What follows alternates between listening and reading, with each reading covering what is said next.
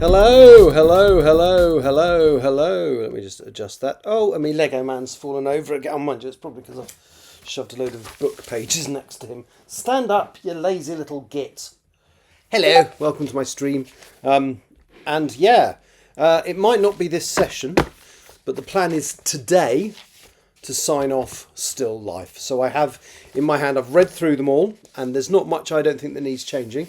But I'm going to do my final sign off for the last 5 chapters. Now, it is quite a lot of pages to do in one session, so it might be split over 2 today, but ultimately the aim today is to get this thing signed off. Now, I was having problems with getting messages on the screen yesterday, so I have shut down my computer and restarted it. And hopefully, when I do what I'm about to do, you'll get a message on the screen. Let's have a look. Stream Manager and send a test message. Let's have a look. I'll even spell test right. How's that? Yay, it's working today. Last 2 days, that wasn't happening. I mean, I could read them on my phone or on the telly over there, but not on the screen. So I had to be more careful to read out any comments that came in, so rather than just respond to them, so that anybody watching would know what the hell I was talking about.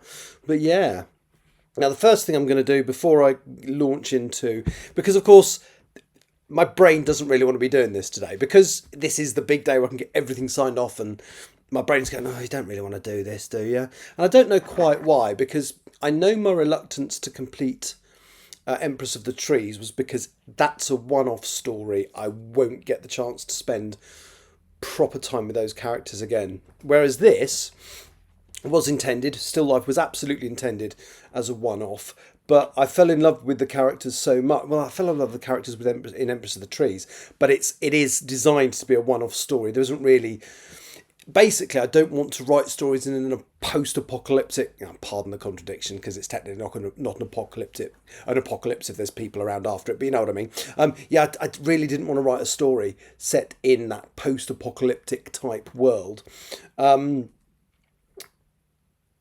So I kind of feel that story is told, and I can't do any more with it, which is a shame, because I have had some ideas for stories I could set in that universe, but I don't want to be a one-trick pony. Well, actually, I say it's not about being a one-trick pony. It's about and now my WebSocket won't connect. So not everything works every day. But anyway, yeah. Whereas with this story, it's absolutely. Well, again, it was written. Still Life was written as a one-off, but whilst I was writing it, I realised I'd want to spend more time with these characters, and also, it doesn't end in a way that totally writes off the possibility of telling stories in the future.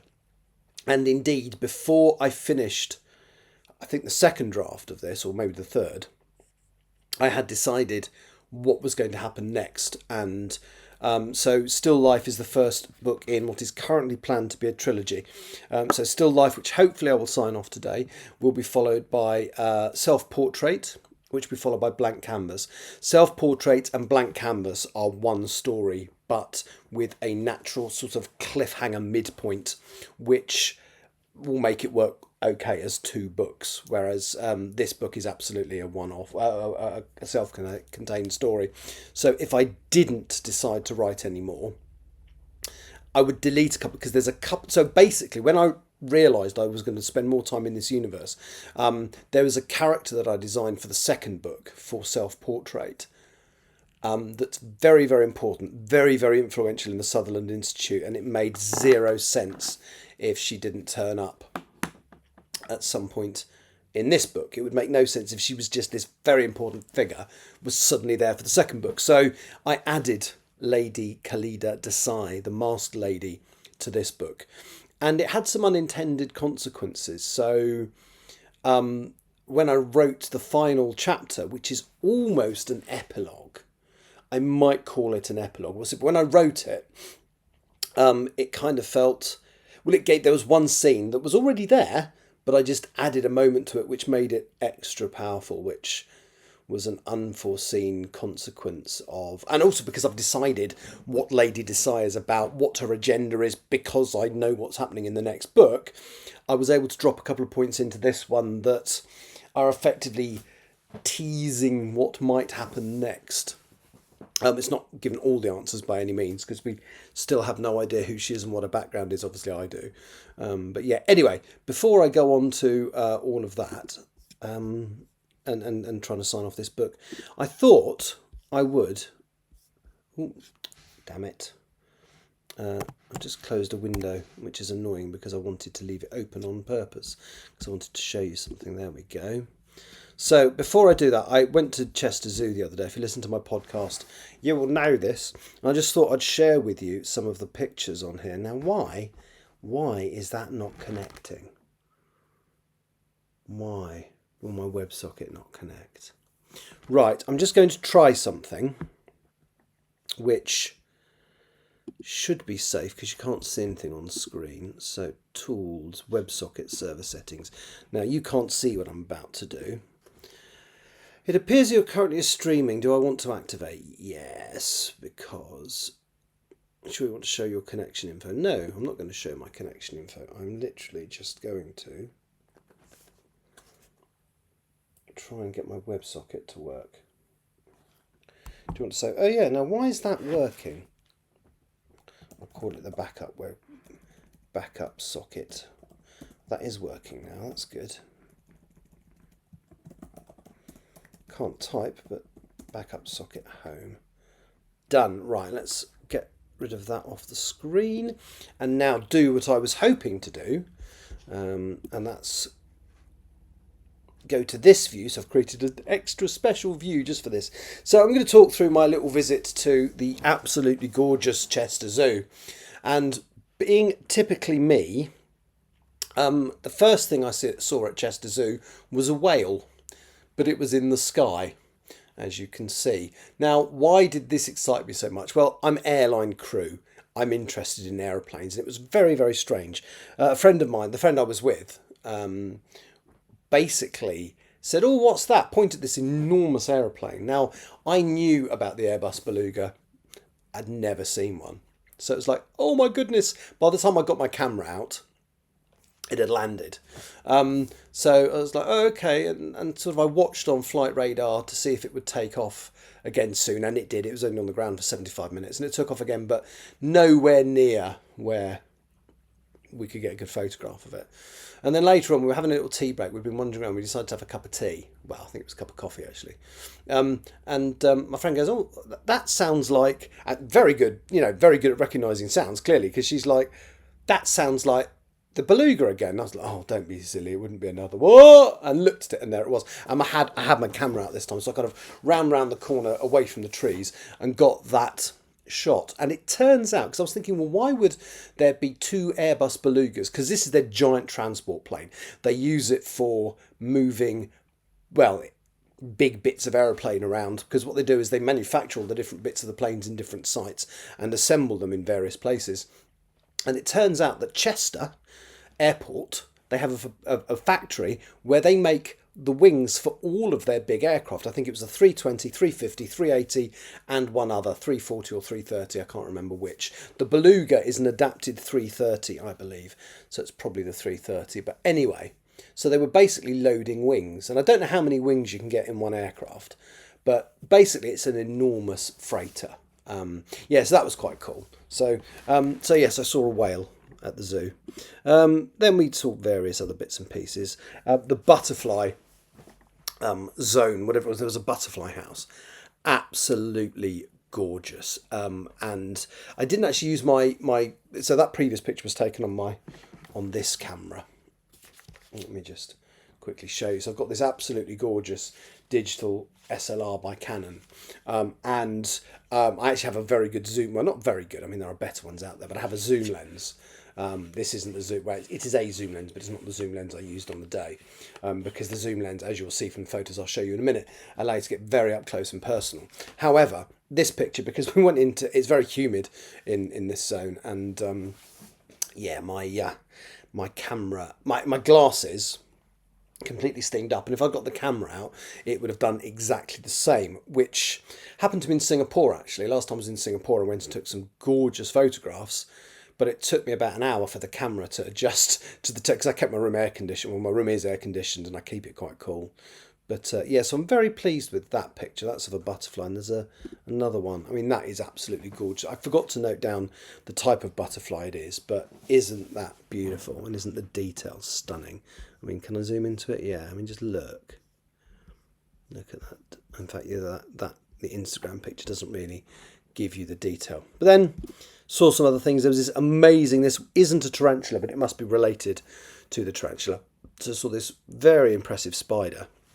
Now, one thing you'll notice when I take pictures in zoos, I don't dislike zoos. I think they're very, very important for conservation, especially amazing places like Chester Zoo.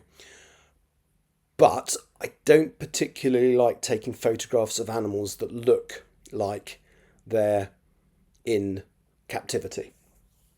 So you'll find that most of the pictures I've taken, there might be the odd exception, but most of the pictures I've taken that I've shared are not ones where they're obviously in captivity. They are, but so there was a spider. Then there was a capybara, and I keep calling it, yeah, I got into my head it was called something else. I was trying to call it a cassowary earlier because that's begins with a C, and anyway, I know that's called a capybara, and what a stunning animal. They're meant to be very, very friendly. You know, they love scratches and hugs and cuddles, and you know, they are just not aggressive at all. They're just lovely.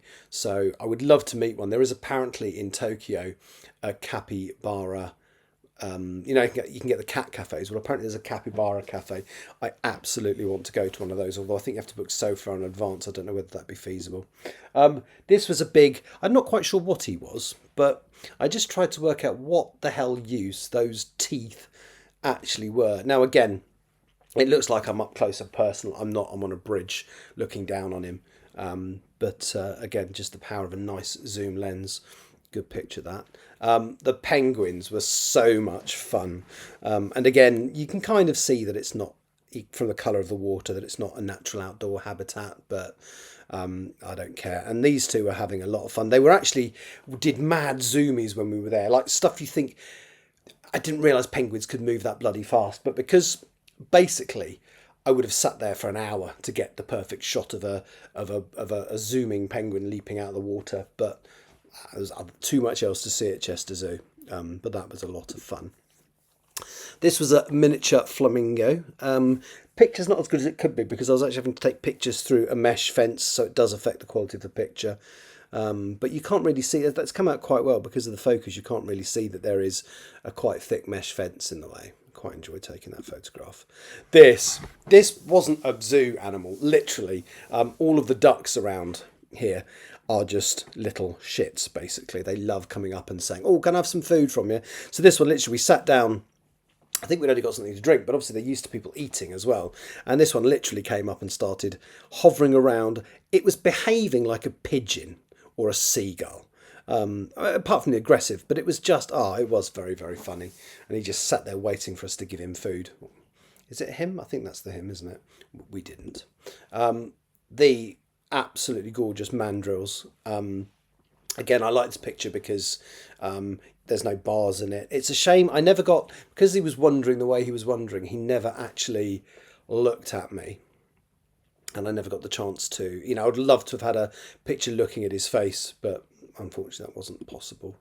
And then there was this gorgeous bird. Again, you can't see it. You can see it's somewhere that's heavily, what's the word for it? I nearly said manicured, but that's not the right word. You can see it's somewhere that's heavily, you can't see that it's in captivity, although it is. This was a mandrill. Mandrill. It's not quite in focus, actually, I can see on there now. But I got loads of pictures of these guys, and I just tried to get the most interesting one. That one I like because he's picking at his feet. There were others with groups of them picking at each other, grooming each other, but most of the time they were picking at each other's bums, and I thought, I don't really want a photo of that.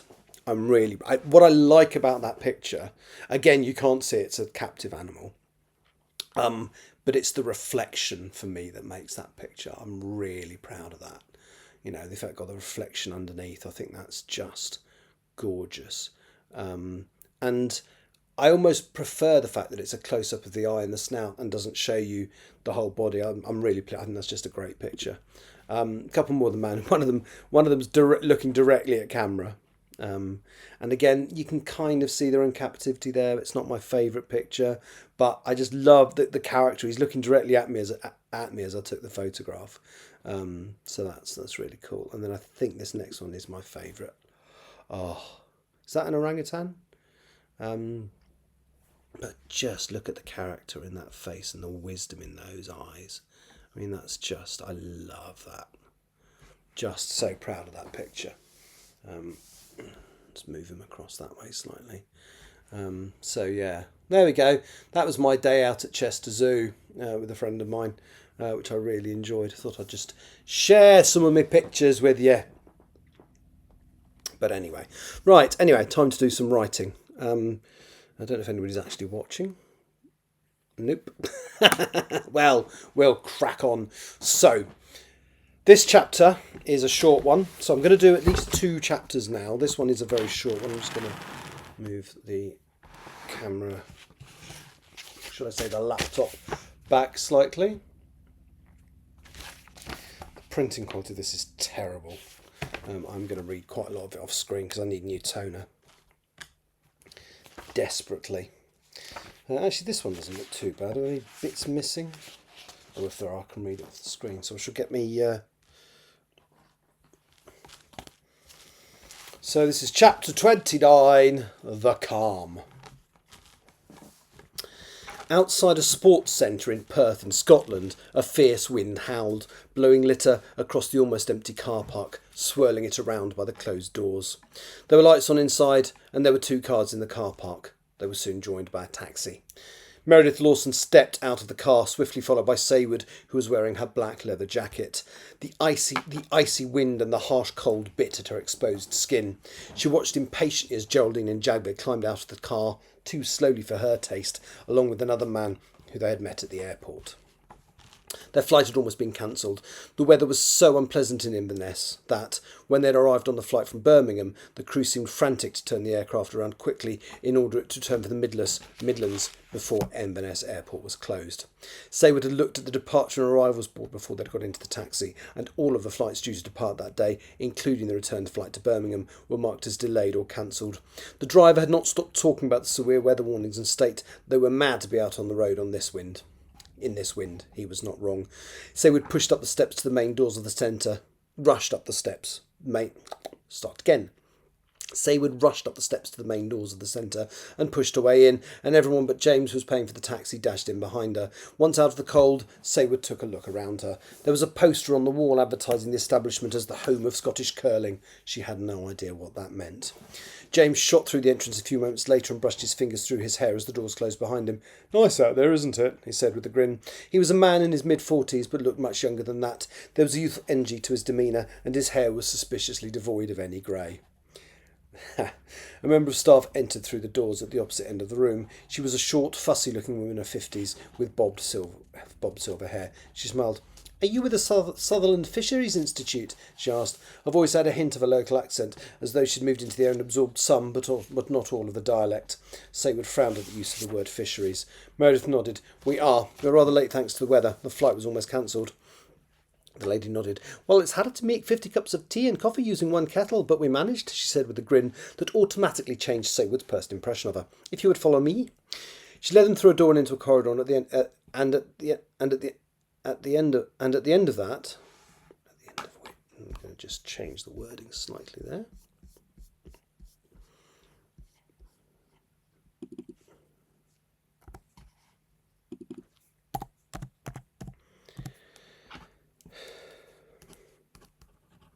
She led them through the door and into a corridor, at the end of which was a room with a pair of men standing outside, both wearing the same kind of earpieces and suits that Jagbir had worn at the conference in London. One of them held the door open, and the group walked in. The conference room was not designed for the number of people that it currently held. There was a table at the front containing a laptop with 4 chairs at the side, 2 of which were empty. Isabel and a man that Saywood had never seen before sat on the other 2. Opposite were approximately 30 chairs in 4 rows, all of which were filled with almost as many people standing behind. There were people of all ages, and many of them clutched paper cups filled with a brown liquid. There was an abandoned table at the back that held a kettle, a pile of empty cups, 2 large bottles of milk, tea bags, instant coffee and some spoons. There was a little litter bin at the side that was almost overflowing. Let's lose the almost. It was overflowing with used paper cups. Oh, hello, Shire Revenge. How are you? Sorry, again, concentrating. So, mind you, that comment can only have come up recently because it hasn't appeared on my video screen yet. Oh, now it has. Yeah, hello. It might be, I might sign off the book in this session, but then I've got 50 pages to edit, so it might be over 2 sessions today, but I am going to get this signed off today. Excellent. Botty, well, almost right. Oh, I've never asked you, what breed of dogs do you have? Or are they a charming blend? I had my favourite dog. I had a pedigree Gordon Setter and this gorgeous bitch who was a bit of a mixture, mainly a husky, and she was absolute delight. Yeah, mixed. There's something happier about a mix, isn't there? They don't have all the sometimes health problems that purebreds had. Yeah, my mix, she was a bit of husky, bit of Siberian Samoyed, and a bit of Belgian Shepherd, and she was delightful. As the other 3 pushed their way to the back of the room to find a space to stand and watch, Meredith led Saywood to the empty seats at the front, acknowledging Isabel as she sat down. Saywood sat next to her, struggling to look up at the sea of expectant faces before her. She had managed to build a 4-layer wall in the taxi on the way here, and as she sat down, she worried it wouldn't be enough. Let's change the and to a but.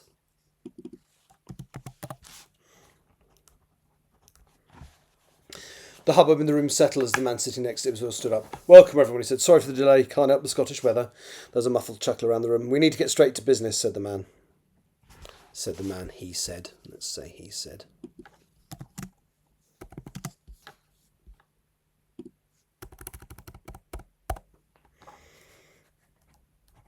He said, "For those of you who don't know me, I'm Victor Galen, Deputy Abilities Coordinator. This means that I help run the department that keeps a record of who has what ability and how strong those abilities are. Myself and my team were charged with putting together a task force to deal with Max Sosi." He smiled, allowing himself a brief moment of levity. "You lot," in other words. Some people in the room smiled, but most just wanted to know what he had to say. "Sosi has abilities that we can only dream about. Information that we've recently received suggests that he is almost 2,000 years old. The skills he could teach us may be unique and invaluable, including his ability to live for so long. That is why we cannot afford to kill him. Our mission is to detain him." He pressed a remote control in his hand that Saywood had not hitherto noticed, and an image appeared on the screen behind them. It was a picture of Molly, taken before she was freed. "We all know that he traps his victims in canvas. They do not experience time whilst there, but once freed, which we now know is possible, they continue to live as though no time has passed. That is what we intend to do to Sosi. We will trap him in one of his own pieces of art, and only when we know that we have enough strength to restrain him will we free him and learn from him." Saywood shook her head and grimaced. Every fibre of her being said that this was a mistake, but Meredith had already warned her to keep her thoughts to herself. Galen clicked on the remote and a picture of a French death certificate, dated 1897, came up on the screen. "We genuinely believed that we had disposed of Sosi in 1897. We now think that he's so powerful that he managed to send an image of what everyone expected to see, his execution, into the minds of the people present and involved." I'm just going to lose the "and involved." Present will do.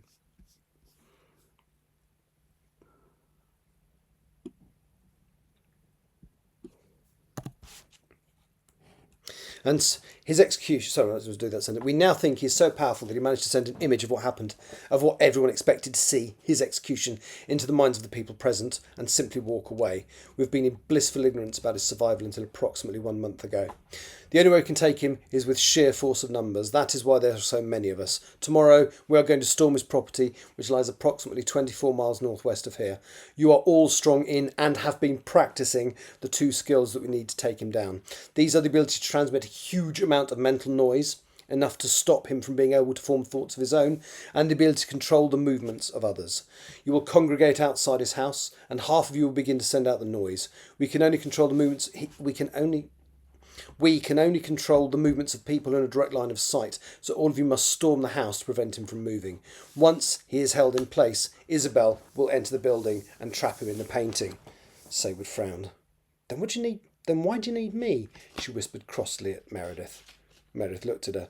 You can control movement, yes? Saywood nodded. I was taught that, but I'm hardly an expert. Meredith smiled. You underestimate your own strength. What you have is more powerful than anyone in this room. You will tip the balance. Saywood glowered at her. There's something you're not telling me. Meredith nodded. Out of necessity. Saywood closed her eyes and sent her thoughts into Meredith's mind. Meredith gave her a pleading look and shook her head. Saywood relented and withdrew. Galen turned to Saywood. This is Saywood Amapofo. She is our ace card. Whilst new and untrained, she is incredibly powerful, more so than the strong in this room by some considerable margin. She is the reason we can be sure of success tomorrow. I understand that Geraldine Watkins and Jagveer Singh will be acting as her personal detail, both to protect her and to guide her if need be. The time is 8 o'clock tomorrow evening. We will meet at 7 outside the station hotel and we will start the operation as soon as we arrive at Sosie's home. Are there any questions? A couple of hands went up, but Saywood did not listen to the questions or the answers. She had mentally examined the room and discovered that Galen, Meredith and Isabel had their minds so completely closed to her, to anyone, that it was making her nervous. She had to trust these people, but it was not something that came naturally to her, especially when it felt as though they were hiding something. Once the questions were answered, Galen closed his laptop. Good luck, everyone, he said. Tomorrow will be a momentous day. Saywood stood up as the meeting ended and found that Geraldine and Jagveer were approaching her. She looked around to see a worried-looking Isabel approaching Meredith. The rest of the flights had been cancelled. The rest of today's.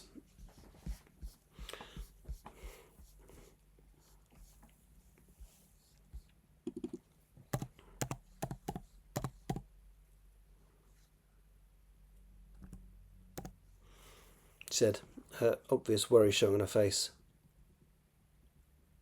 They're going to have to drive up if the weather allows it. Saywood wanted to know more, but her observation was interrupted by Jagveer, who rested a hand on her shoulder. Are you ready? He asked. I don't know, said Saywood. I don't think so. Good, smiled Jagveer, letting go of her. If you had said yes, I'd have said you were overconfident. Saywood looked over to Meredith and Isabel, who were having an intense discussion in the corner of the room. Come, said Jagveer. Let's get to the hotel and have something to eat. Saywood shook her head. I'm not hungry. Nevertheless, you must eat, said Geraldine firmly. It's not until tomorrow. You can't starve yourself until then.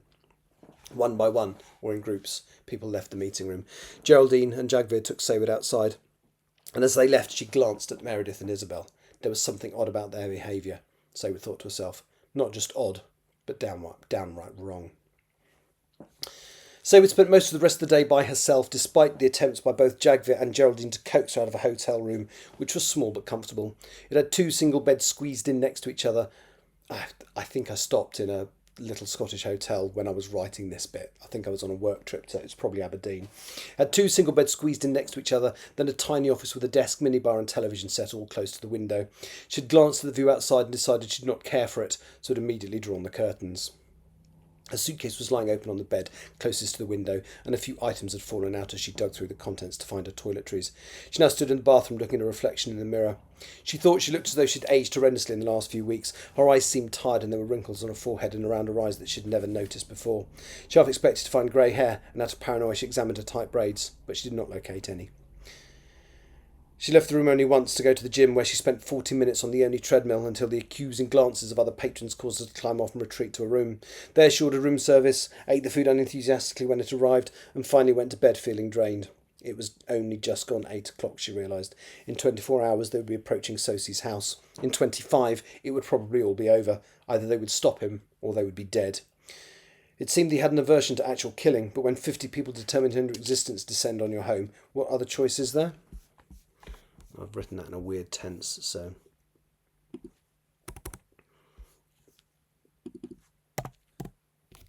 Okay.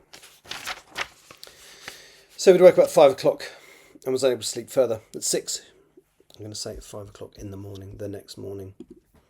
Just to clarify that. Saywood awoke at about 5 o'clock. I'm not going to say, I'll lose the about as well. Saywood woke at 5 o'clock the next morning and was unable to sleep further. At 6, she donned her still sweaty gym gear and went back down to occupy the treadmill for another hour, this time unopposed. After that, she returned to her room to find a note pushed under her door from Jagveer, asking if she was all right and suggesting breakfast. She screwed it up and threw it into the bin. She unbraided her hair, had a luxurious shower. The one thing she liked about hotel bathrooms was the water pressure. That's an unnecessary detail. That's the one thing I like about hotel bathrooms. So let's just lose that. She unbraided her hair, had a luxurious shower. then tidied her hair back into a neat braid before dressing.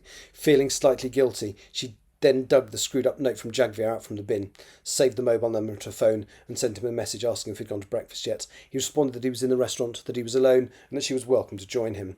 So she spent a pleasant 45 minutes chatting with him over a buffet, which she merely picked at. It was a waste of money, but it did not matter, since she was not paying for it. She returned to her room and looked at the alarm clock at her bedside. The bright green numbers informed her that it was 9:15. This is definitely details of the hotel room I was staying in on when I wrote this. She still had 10 hours to go before she had to meet the others. She spent that time sitting in the armchair by the window with her eyes closed. She decided that the walls she would build around her mind needed to be the strongest she had yet made. Once the first 4 layers were up, she used the kettle to make herself a cup of tea and then returned to the seat, eyes closed to build more. Each layer was harder to make and took longer to construct, but eventually she had what felt like an impenetrable barrier around her thoughts. She'd managed 8 layers, which was a personal best, and absolutely nothing was leaking through. Even with 1 layer built, she was starting to be able to sense some strong emotions, but the 8-brick-deep behemoth that currently surrounded her subconscious was filtering out everything. It was almost like the time before all this craziness started. Even more strangely, when she looked at the clock, she saw that it was now almost 3 o'clock. Building her defences had taken a lot of time than she thought it would. At 5, she ordered small room service despite a text from Jagvir to join him and Geraldine for dinner. She picked at the food, not feeling at all hungry, but knowing that it was not a good idea to do what they were about to do on an empty stomach. Saywood meditated in a chair after that. She had set an alarm on her phone for 7:15 and was surprised when it went off what seemed like a few moments later. She was due to meet Jagvir and Geraldine in the lobby in 10 minutes. She walked calmly over to a bag and removed a pair of sturdy black boots, which she pulled onto her feet, taking the time to loosen the laces and then tie them up properly. They had been instructed to leave all personal effects, such as wallets or phones, in their rooms. While she'd been meditating, a text message had come through from Molly saying that she was thinking of her. Saywood smiled, switched the phone off, and dumped it on the side next to the television. She grabbed her black coat and was about to zip it up when she remembered that she'd brought something else with her. She closed her eyes for a moment and then pulled the coat from her shoulders and threw it carelessly onto the bed. Oh, why is my phone doing that? Onto the bed. Sorry. She rummaged at the bottom of the case until her eyes caught a glint of red. She carefully pulled Rebecca's jacket from the bag and held it out before her. She smiled wistfully and then put it on. It was a similar style to the black one, but it was a slightly looser fit. She did up the zip and the buttons and popped the collar around her neck into place. Then she straightened up and looked at herself in the mirror. I think I've got a picture of this coat. I really did research what they were wearing and all that kind of stuff. Let's see if I can find it. Images.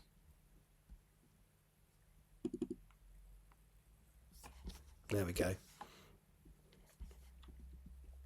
That is what she's wearing.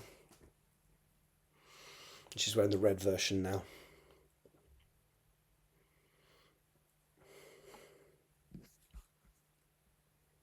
Oh, that's interesting. The file is called Grace's Jacket because I was originally going to call Saywood Grace. And yeah, I'd forgotten that detail. But as an ode to that, in the next book, she takes a new identity.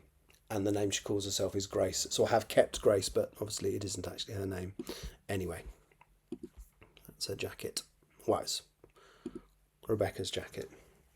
She carefully pulled Rebecca's jacket from the bag and held it out before her. She smiled wistfully and then put it on. It was a similar style to the black one, but was a slightly looser fit. She did unzip the buttons and popped the collar around her neck into place. Then she straightened up and looked at herself in the mirror. It was fitting that she took part of Rebecca with her for this. She fiercely blinked back a tear, then took one last glance around the room. Hopefully, she would be back here later. She looked at her watch and realised that she was due to meet the others in less than a minute. She dashed out of the room and the door swung shut behind her, locking the key card on the wrong side of the door. She swore inwardly, but decided that it did not matter. If she survived the night, she could sort that out when she got back. Again, that's me. I'm always doing that. She arrived at the lifts and pressed the button, not going out and killing magic people. I mean, leaving my key in a room. Why does my phone keep doing that? It's very annoying. She arrived at the lifts and pressed the button, breathing slowly and trying not to think about what was about to happen. There we go. So that was the short, easy chapter. Just the kind of, it's called The Calm. I wonder if you can guess what the next chapter's called. Right, let's grammarise that.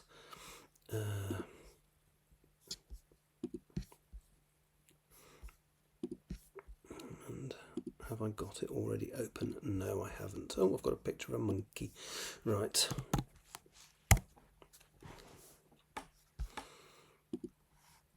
Hang on. I need to make that smaller. Come on. Oh, I didn't mean to do that. That's small. That'll do me. Right.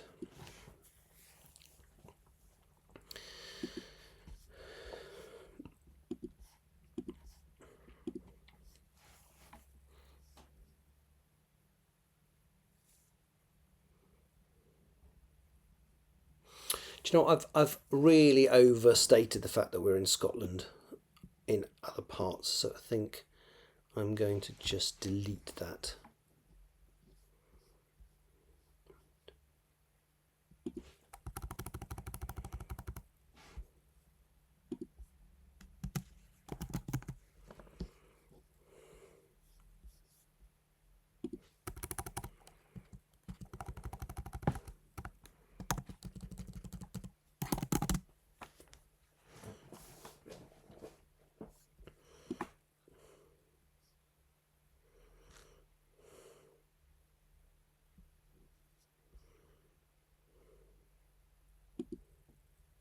'84. God, that's a bad score for me. The conference room is not designed for the number of people currently held. Yeah, that's another trying to make me change the tense. One of his pieces. Okay, we'll lose that word. Strength. Yep. No, I'm leaving that in. Detail, not details, so that's... And then that's fine. He responded, that's fair enough. Move the comma.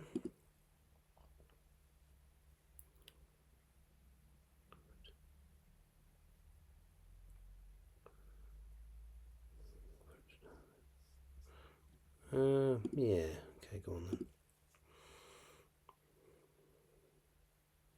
Hopefully, you see, it's trying to change it to present tense. No, thank you. She's more... okay, remove the comma. Right, what did that get it up to? Probably still 84. 85? No, I'll live. Right, so export. Download, whatever. Right. Okay, let's just open it.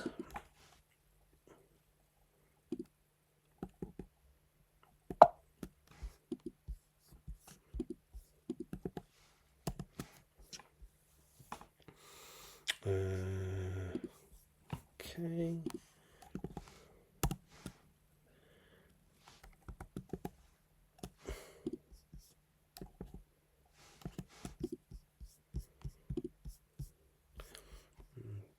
Okay, and paste that back into the original document.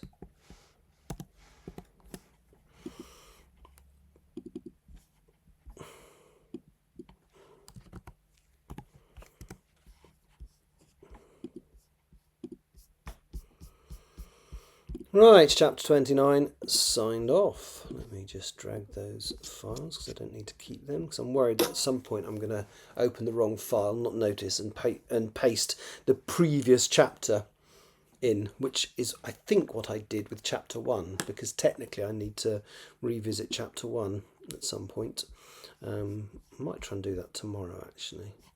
Right, that's the wrong bloody book. Oh no, that was Empress of the Trees that I did that to, so I haven't got to do that at all. Ignore me. Right, so that's chapter 29 signed off. Should we do another one?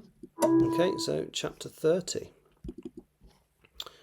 If that was the calm, then this is the storm. Chapter 30, the storm. The journey into the Highlands took about 40 minutes. The Institute had rented several minibuses and they started driving in convoy towards the spot in the hills outside Perth where they knew that Sosie was currently located. Sayward had made some comment about hoping that Isabel and Meredith would not try and boss her around when they got there, at which point Geraldine admitted to her that Meredith was not taking part in today's proceedings. Sayward was not sure whether to be pleased or angry. Meredith did not want to put herself in danger, Sayward thought, but was quite happy to let everybody else do so. Now, I need to adjust that.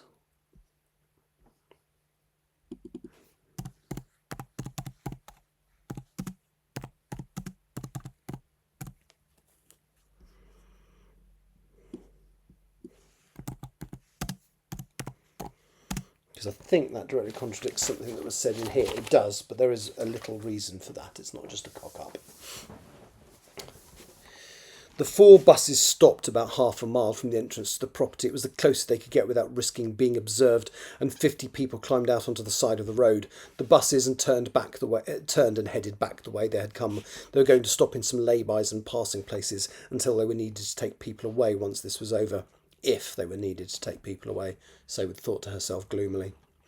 Geraldine had been given the task of coordinating the evening's activities on the ground. She waited until the buses were out of sight, the wind whipping at her face and hands. Thankfully, the rain had stopped. They were at least 10 minutes on foot away from Sosie's home, and it was going to be unpleasant enough with just the wind. It would have been almost intolerable if it had been pouring down with rain as well. Just a quick reminder of how we want things to go tonight, she said, struggling to compete with the gale. Group 1 are the jammers. As soon as the house is in sight, drop your mental defences and transmit the cerebral feedback. Is everyone here wearing at least a 5-layer thought barrier? There were nods of assent. Saywood was pleased with her 8. Is there anyone who is not? Nobody said anything. Good, said Geraldine. Otherwise he will know we are coming before we arrive. Hopefully the feedback will stop him in his tracks. At which point Group 2, the immobilisers, will enter the house, find him and immobilise him. Once this is done, I will call in Isabel Myerscough, who will ensnare him in a painting. Oh, right, okay, that makes more sense. And now...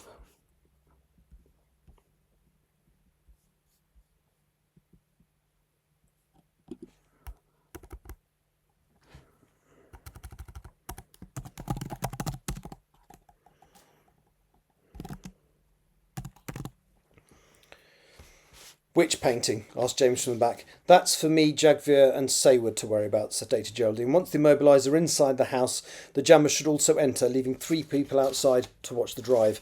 We have been observing him continuously over the last couple of weeks. And he has no staff or dogs, so we're anticipating that he'll be alone in the house. Are there any questions? I've got no phone signal, complained someone. How will you call Isabel?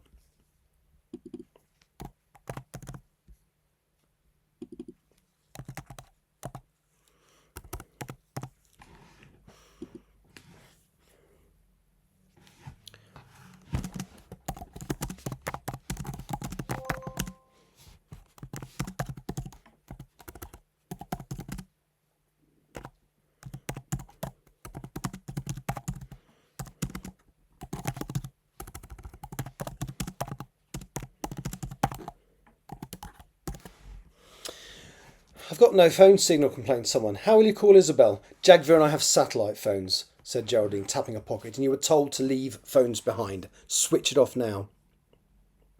There you go, that sorts that out. What if you resist the jammers? Asked the woman in the middle of the group.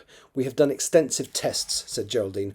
All of the people that have been designated jammers and immobilisers have very high transmitting capabilities. Lady Desai has rated you all numerically. If you add those numbers together, nobody is capable of resisting a psychic assault of that magnitude. And don't forget, we have Saywood here too. Her rating is, I'm told, off the scale. I wasn't aware that I'd been rated, said Saywood darkly. Weren't you, dear? Said Geraldine. Oh well. She glanced at her watch. It is 8:15. We start when I give the signal. Jammers get together and follow me. Immobilisers behind. Jagvir touched Saywood's shoulder and motioned her forwards. She started walking along the narrow road with Jagvir at her side and Geraldine immediately behind her. Had there been any light, the view would have been stunning. The road they were on had steep rocks rising on the right and a knee-high safety barrier. The road they were on had steep rocks. Why does my phone keep doing that? That's really annoying. The road they were on had steep rocks rising on the left and a knee-high safety barrier to the right, after which the ground dropped severely via a grassy slope strewn with rocks to a still loch at the bottom. They walked at a steady pace. Nobody said a word. Everybody was mentally preparing themselves for what was going to happen next. Saywood did not know how she felt. In the next 20 minutes she was very likely to meet the man that had held her captive and the man that had so cruelly caused Rebecca's death. Would she be able to restrain herself if her anger boiled over? She was fairly sure that was why she was being accompanied by Geraldine and Jagvir. The road remained empty. Thankfully, it would not have been easy to explain why such a large group was here in the dead of night. Finally, they came to the turn on the right that led to Sosie's property. This is it. whispered Geraldine. "This path takes us over that rise, and on the other side the road goes down into the valley where his home is. We should be able to see it in less than 5 minutes." Saywood took a deep breath and stepped forward. The path was rocky and less even than the road they'd come in from, but she could see from the 2 strips of flattened earth that vehicles regularly drove down here. She climbed the steep incline which caused her legs to ache. She could hear from the breathlessness behind her that one or both of her escorts were struggling too. 50 people on this path was not as quiet as when they'd been on the road, but if Sosie were to appear here now, the jammers were primed to transmit their noise. Saywood was the first to reach the top.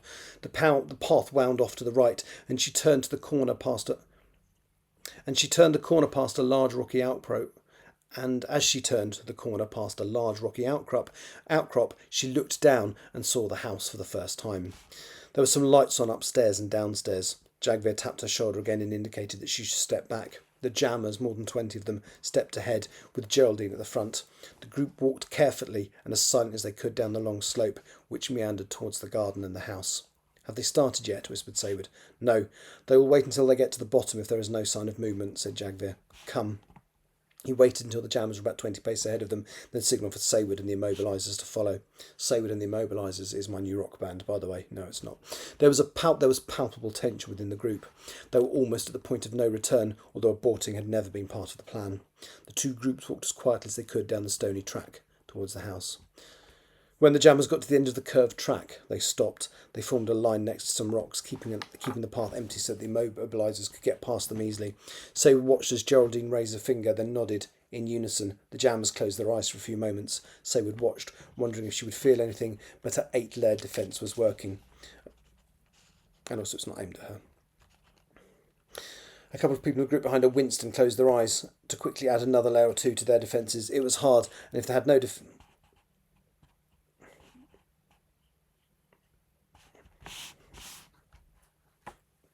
I'm not sure I like that sentence, or if it even needs to be there. Yeah, that sentence doesn't need to be there, so we will kill it. Forward. Jagvir gave his command, and the second group marched in unison down the hill. There was no need to be quiet now. Somewhere in that house, the impact from the mental barrage aimed directly at him should have destroyed any barrier Sosie had erected and caused him to be doubled over in pain. All they had to do was find him. Saywood was at the front with Jagvir. Her heart was beating rapidly, and she was repeatedly clenching and unclenching her fists in anticipation. "This is for you, Bex," she muttered under her breath. Jagvir nodded and gave a quick smile. The jammers fell in silently behind the Immobilisers as they approached the house. Jagvir climbed the stone steps, Saywood at his side, and crossed the boulder-strewn lawn to get to the front door. He grabbed the handle and tried to push it open, but it was locked. He stepped aside, and a short man with a peaked cap leapt forward holding a sledgehammer. The man stood in front of the door. The man, let's just say he. He stood with a capital H. He stood in front of the door, planted his legs firmly on the ground, and took a hefty swing at the lock.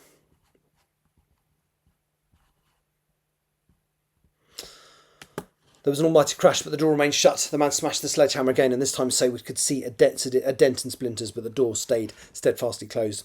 He lunged once more, and the lock broke under the pressure, the door swinging open and violently hitting the wall behind it. Jagvir walked through quickly, and another of the Immobilisers stepped through with him, a young-looking woman with short, cropped dark hair. She went to the base of the stairs and pulled out a small, polished wooden box. Inside was a paintbrush. She held it, muttered some words under her breath, and turned a few times with her eyes closed. When she opened them, she was looking to the right and to the floor. "Cellar?" asked Jagvir. "That makes sense," she said. Jagvir nodded. He'd studied the plan of the house extensively and remembered the layout. The cellar was accessed from the kitchen, which was to the right of where they were standing. He looked behind him and saw the majority of the Immobilisers had entered the house. "Cellar!" he shouted across to Geraldine, who nodded and took up her position by the open door so she could see the people that were stationed outside. Saywood looked around her. There was something wrong here. It took her a moment to realise it. "Jagvir," she hissed urgently, "there's no paintings." He nodded. "I noticed. But there are gaps where there should be. You can even see the wood has faded less underneath." "What are you saying?" "Why has he moved the paintings?"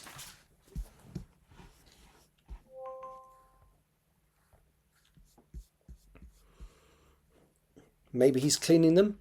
Saywood scowled. Something's wrong. Jagger shook his head. He is still immobilised. We need to get to him now. He grabbed a hand and started walking down the corridor towards the kitchen when a noise behind him made him look back. One of the jammers was holding his head. James, the man Saywood had met yesterday at the airport. Something's happening. Something's happening, called out James, painfully falling to his knees. Geraldine looked around and could see that a few more of the number were looking uncomfortable. Make the cerebral feedback stronger, she demanded. The group looked uneasy, but did, as she said, and at that point they all felt pain in their heads.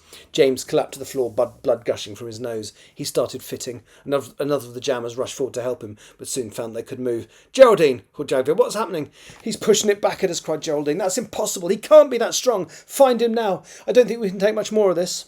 Torn between helping his friend and finding Sosie, Jagger made a decision. The cellar, he shouted, grabbing Saywood's hand. She pulled away. I think I can help Geraldine, she shouted. Jagger nodded. OK, but join us as quickly as you can. That's better than soon. As quickly as you can. The 25-strong group of immobilisers ran after him down the corridor towards the kitchens. Stop sending the feedback, commanded Saywood, as she dashed towards Geraldine. We can't, cried Geraldine. The words were obviously an effort. I can help, said Saywood. She closed her eyes and dropped her defences. For a moment she experienced excruciating pain as the feedback signal invaded her mind, but she felt immediately dizzy. She fell to her knees and started pushing back at it. For a few seconds she was locked in a furious mental maelstrom when suddenly the pain died down. That was too easy, she thought to herself. Geraldine lowered her hands from her head. What did you do? She demanded. Saywood shook her head. Nothing much. I pushed back, but not enough to stop it. 8 of the jammers were on the floor with bleeding noses. Geraldine walked over to James, but he'd stopped moving. Another member of the group was kneeling beside him. She stood up and shook her head. He's dead. I'm going to say he's gone instead of he's dead. He's gone. Geraldine grimaced when suddenly she felt another push against her mind. Exhausted, she could see from the expressions of the others that they could feel it too. What's that? Shouted Saywood. I don't know, said Geraldine shakily. Everyone, mental defences up. Saywood threw up the first 2 layers of wall so quickly that she barely knew she'd done it. She was about to put up the third when she looked across at Geraldine and saw the look of panic on her face. What's wrong? I can't do it, said Geraldine. It won't work. Saywood looked across to the others, including the ones that were sitting groggily on the floor. They all shook their heads. Anybody? Shrieked Geraldine. Everyone looked terrified as they affirmed they could not do it either. I've done mine, shouted Saywood. Is there anything I can do to help anyone? Geraldine shook her head wretchedly. It's almost impossible to go from transmitting for such a long time to blocking. It takes a few minutes. But I managed it. You only sent for a few seconds. Cried rather than said.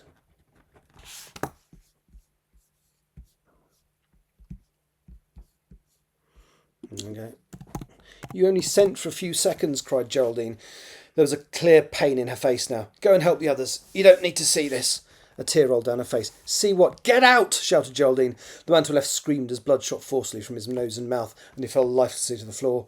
Geraldine looked at Saywood. Just go, she pleaded. I can't, whispered Saywood. She watched as 2 more people fell dead to the floor, one with a face full of blood, and the other mercifully not. Geraldine fell to her knees, crying red tears. Saywood knelt beside her and hugged her, closing her eyes. She could hear shouts of pain and terror and the noises of bodies falling to the floor. She could feel Geraldine breathing rapidly, and then suddenly there was nothing, and she went limp in her arms. Geraldine kept her eyes closed for a few more moments until the sound of falling bodies ceased. She tentatively opened them and then closed them again as she saw more than 20 corpses littering the floor, many of their faces contorted in silent cries. Saywood opened her eyes again and laid Geraldine gently down on the floor. Her death had not been as messy as some of those around her, but Saywood needed to keep her eyes open now to avoid tripping over the body or slipping in the blood. She noticed the satellite phone clasped in Geraldine's hand and gently moved it. There was a number on the screen. It looked as though Geraldine had been about to call someone. Saywood stared at the number for a moment. It was a mobile number, and hit the button to dial. There was a ringing noise at the other end for a few seconds, and the call was answered. Geraldine? Saywood thought she recognised the voice, but wanted to be certain. Who is this? She asked coldly. Isabel, replied the voice. Is that Saywood? What's happened? Saywood took a brief look at the bodies that surrounded her. The jamming group had been taken out. She tried not to allow emotion to flood her voice as she said it. Taken out? They're all dead! He must have known we were coming and what the plan was. There was a pause on the line. Oh my. Are you all right, Saywood? Saywood rolled her eyes. As much as I can be. Is Geraldine? Dead, along with every jammer. The others? They've gone down to confront Sosie. We think he's in the cellar. One other thing. All of the paintings in the house are gone. There was another pause on the line. Gone, replied Isabel in a small voice. Where to? I don't know, growled Saywood. You have to find them. There is a backup plan, Saywood, one that nobody knows about. But if the paintings are not in the house... I need to go and join Jagver in the cellar. No, find the paintings. Isabel was uncharacteristically almost shouting now. Why? Saywood, please. Isabel was practically begging her. It is vital. I'm going to send some more people in. Do not enter the cellar until you have found those paintings. I will call you when the others are about to arrive. The line went dead. Saywood glared at the phone and in a fit of temper slammed it into the wall. The screen smashed and the back came off. Horrified, Saywood stared at the wrecked device in her hand. She dropped the useless phone and then looked around her. The pictures could be anywhere in this huge mansion, possibly even in one of the many outbuildings she had seen as she descended the slope with the others. No, she reasoned to herself. The outbuildings would be cold and damp and would damage the old canvas. They must be in the house somewhere. She would start at the top and work her way down. Taking one last look at the horrific scene behind her, Saywood dashed towards the staircase. Isabel put the phone down on the counter in front of her and swore inwardly. She looked around at the room at all of the concerned faces around her. Meredith Lawson leaned forward expectantly. Well? She asked. He knew we were coming, confirmed Isabel. Meredith nodded. And the paintings are gone. Meredith frowned. But how could he know about that?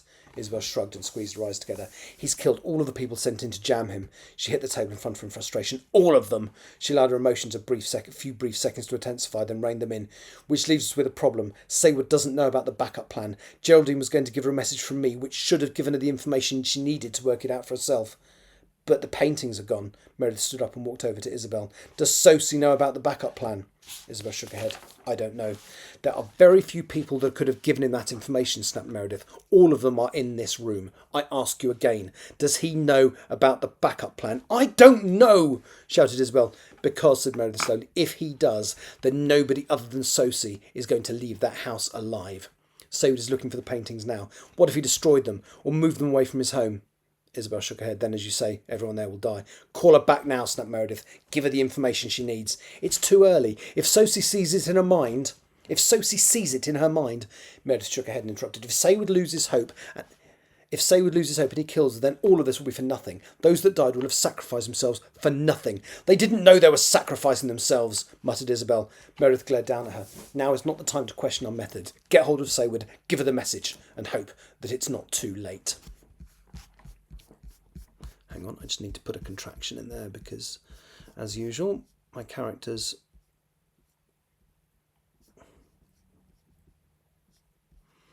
hope that it's not too late.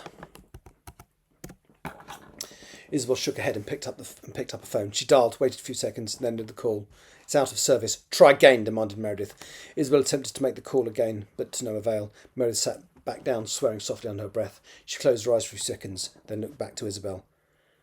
Did you do as I asked? Did you ask Sir Teddy to prime her by saying those words to her with that specific action? I did, confirmed Isabel. He said it was embarrassing, but he did it. Then it's time for the backup plan. Isabel shook her head. It will take too long to get them there. Why? He's 2 rooms away. It will still take the best part of an hour to get Sir Teddy to Sosie's place. Meredith shook her head. Not with the helicopter. Isabel frowned. You had one. Ready. Meredith nodded. I need to go to the printing's so bad I'm going to have to go to the screen for this. Meredith nodded. She pulled an envelope from her jacket pocket and handed it to Isabel. 5 minutes away by car. Yours and his instructions are in there. Get him there now. Isabel stood up. He and Molly think that here is moral support for Saywood for when she gets back. Meredith towered furiously over Isabel. Do it, girl. Get him there immediately. Get him to remind Saywood of what he said to her. It may be our only hope. Saywood ran around the top floor of the house. It was a lot larger than it looked from the outside. The building was considerably deeper than it appeared. She went through every room as quickly and methodically as she could, opening every cupboard and wardrobe, checking behind fixtures and fittings and under beds. Whilst she found no hidden paintings, there was lots more evidence of missing ones. She checked out room after room, bedrooms, drawing rooms, bathrooms, and found nothing. She wanted to scream in frustration. She did not understand why the pictures were so important, and she desperately wanted to be in the basement with Jagver and the others. She had heard no sounds at all from the cellar, but did not know if that was reassuring or terrifying. Saywood came to a small door and pulled it open, revealing a narrow flight of steps that could only lead up into the attic. She swore. Why had she not thought of that before? There'd be plenty of space up there for the missing artwork. She pulled her phone from her pocket and turned on the torch. She climbed the narrow wooden steps until the space opened out. In the dim beam from her phone, she noticed a very old light switch on the wall. It was circular rather than square and was made from once white plastic, now yellow. She hesitated a moment before flicking it. Several bulbs came on, some immediately casting their dim yellow light around her, and some that were newer bulbs that lit up more slowly. In front of her, in the huge space, there were rows and rows of dusty sheets covering something. Saywood walked forward and lifted the corner of the sheet, throwing a lot of dust everywhere. Underneath were more than 20 paintings. Most of them were portraits of young women. She flicked through a couple, but then frowned. The dust from the sheet she had moved was still swilling around. These pictures had been here for a very long time. Logically, she was looking for pictures that had been recently stored, so it could not be these. She looked around. There were so many sheets covering what must be hundreds, perhaps thousands of painting. She ran along to the next stack and traced a hand over the surface of the sheet covering it. More dust came away beneath her fingers. Saywood ran from stack to stack, slapping the sheets as she dashed past, watching the dust rise. She stopped for a few moments, coughing thanks to all the tiny particles in the air around her. She looked back the way she'd come and could see all the dust in the light provided by the bare bulbs swinging from the rafters above. This made no sense. Surely the picture she was looking for would be closer to the stairs, not further away from them. Then a sudden realisation crossed her mind. The clean rectangles on the walls were all landscapes, wider than they were tall, and everything she'd seen up here so far were portraits. She ran along the aisle now, carelessly tossing the sheets back to check that the pictures underneath were portraits, and they all were. She shuddered for a moment, wondering how many of these pictures were images of people that Sosie had abused and trapped. She could lower her mental defences for a moment to find out, but that did not seem like a good idea. Saywood continued to check the stacks of pictures. There were somewhere between 60 and 70 covered piles of paintings in this maze-like loft space, but all of the pictures had been here for some time, and they all seemed to be portraits. Disappointed, Saywood headed back through the dusty space to the stairs. She flicked the light switch off and scrambled back down. Why is my phone doing that? That's really beginning to piss me off now. That's not in the book. It did not take Saywood very long to check the ground floor. There were a lot fewer cupboards and wardrobes to look inside. She tried to close her eyes when she walked through the entrance hall. The sight of so many dead would have been a difficult sight for her, for all but the toughest of people, and Saywood was hardly that. She knew the next thing she had to do was enter the cellar. Isabel had told her not to until she found the missing paintings, otherwise to hold tight and wait for backup. Saywood carefully picked her way across the hall towards the entrance to the cellar. Jagvir and the group might need her help, but she understood the severity of the situation and realised that Isabel would not have told her to wait on a whim. Usually, Saywood would do what she wanted to do, not obey others, but the urgency that had been in Isabel's voice on the call was holding her back. She stood at the door that opened onto the steps that led down to the cellar, then made up her mind. The priority had been to find the pictures, and the one place she had not been able to look was the cellar. She knew that she was bending her instructions, but she was not breaking them. Saywood turned the handle and gently opened the door. The stairs turned at a right angle halfway down. She could see that there was a source of light down there, but not what it was. No sounds were emanating from the cellar at all. She took a deep breath and started descending the cold stone steps. She turned the corner, extremely conscious of the noise her booted feet were making as she stepped carefully down the last few steps. She looked cautiously into the cellar. Sosie was on one knee on a platform in the middle of the room. He was sweating profusely. Also on the platform was a painting on a stand of a woman in chains on a black background. She had no face, but her hands had dark skin. Around her neck was Saywood's Pilato. Saywood felt a shiver. It was meant to be her. Next to Sosie was a table with brushes, paints, and a jam jar 3/4 full of murky water. Sosie was surrounded in a large semicircle by 2 rows of people, Jagvir at the front. All of them were staring at Sosie, who had his eyes closed. Saywood glanced further around the room and noticed 2 more things. The first was that the paintings she had been looking for were at the back of the room, leaning up against each other and separated by large pieces of cardboard. One of them was on a table at the back, and there were all sorts of cleaning tools around it. The second was that there were 2 bodies on the floor. She carefully walked over to them. One was a man and one was a woman, and they were both part of Jagvir's group. She knelt and touched the woman's cheek. She was still warm and flinched slightly at the touch. Her eyes opened for a brief moment, and the woman seemed to look at Saywood with fear in her eyes.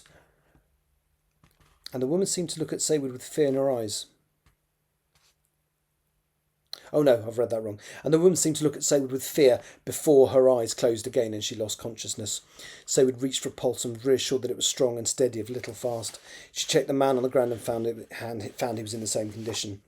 She stood up.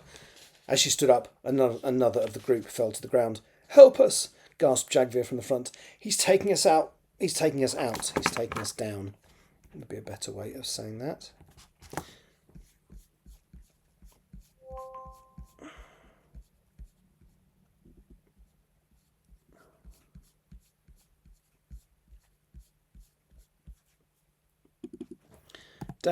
He's taking us down one by one. We need you. The sound of Jagvir's voice made Sosie open his eyes. He looked at Jagvir, then his eyes fell on Saywood. Welcome, my little friend, said Sosie. His voice did not seem as strong as the last time she'd heard him speak. Join them if you must. Even then you will not give them the strength to overcome me. You will just buy them a little more time. In the end, it will be just you and me. He glanced at the picture and smiled. I think you know what happens after that. Sosie closed his eyes again and a bead of sweat dripped down his face. Another of the group fell to the floor and the edges of his mouth smirked. For goodness, help us. I think there might be a word missing there. For goodness sake, help us, cried Jagvir. Each one that falls leaves us weaker. The illustrator's point, another person in the front row keeled over, banging their head on the platform as they fell. The impact on the remaining people was almost physical. Saywood could see most of them wince. She dropped her mental shields and stood at the front of the platform next to Jagvir. She grabbed his hand, read his thoughts to see exactly what he was doing, and copied him, sending out an image of a bound Sosie. As soon as her mind joined the others, it was Sosie's turn to grimace. One by one they will fall, Sosie repeated directly into her mind. It will just be you and me. Then things are going to get unpleasant for you. For a brief moment, an image of Rebecca was forced into her mind. It was from just before it trapped her in the mural. Her torn clothes were on the floor beside her, and her skin was covered in blood from the various cuts and stab wounds that he was in the process of inflicting upon her. She was screaming in fear and pain. I will show you everything that happened when it's just you and me. His voice echoed through her mind. I think the person that washed her picture away probably did her a favour. There was a brief pause. She would not have lived long, even if you had managed to rescue her. Saywood found that she was screaming inside. She knew that he was trying to break her, and she pushed her rage and anger back at him and gave a grim smile as he visibly recoiled. She felt Jagvir squeeze her hand. Help is coming, Saywood sent to Jagvir. He squeezed her hand in acknowledgement. It was just a question of whether it would get to them in time. And I have to do a little bit of Grammarly work now. Sorry. So I was thinking I might do this in a couple of sessions, but I'm kind of into this now, so we'll see how it goes. I'm not going to say I will definitely finish it in this session, but I'm kind of tempted. Right. Well, I don't know why I opened that. That was foolish. Wrong file. Let's make sure the Word is actually shut down before I do that. Right, that needs to be dragged into Grammarly. And let's have a look. Chapter 30.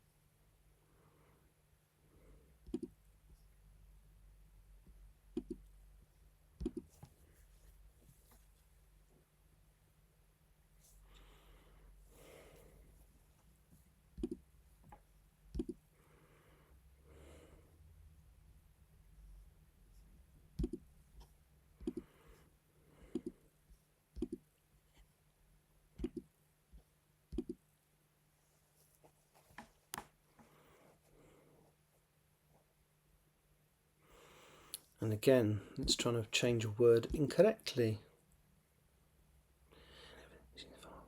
Was portraits.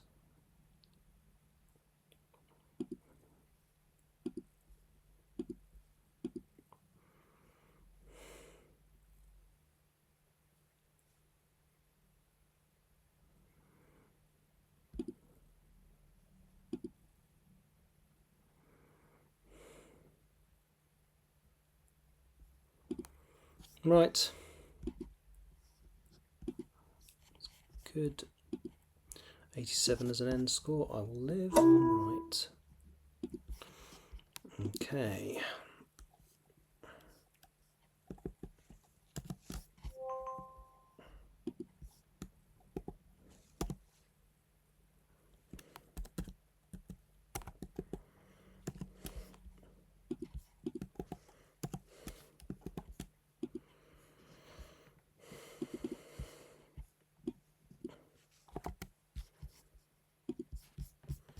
Okay, that's chapter 30 done. Should we do 31?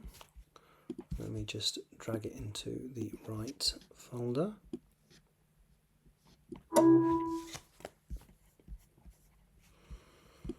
Chapter 31, Help. Oh, let me just drag those into the waste.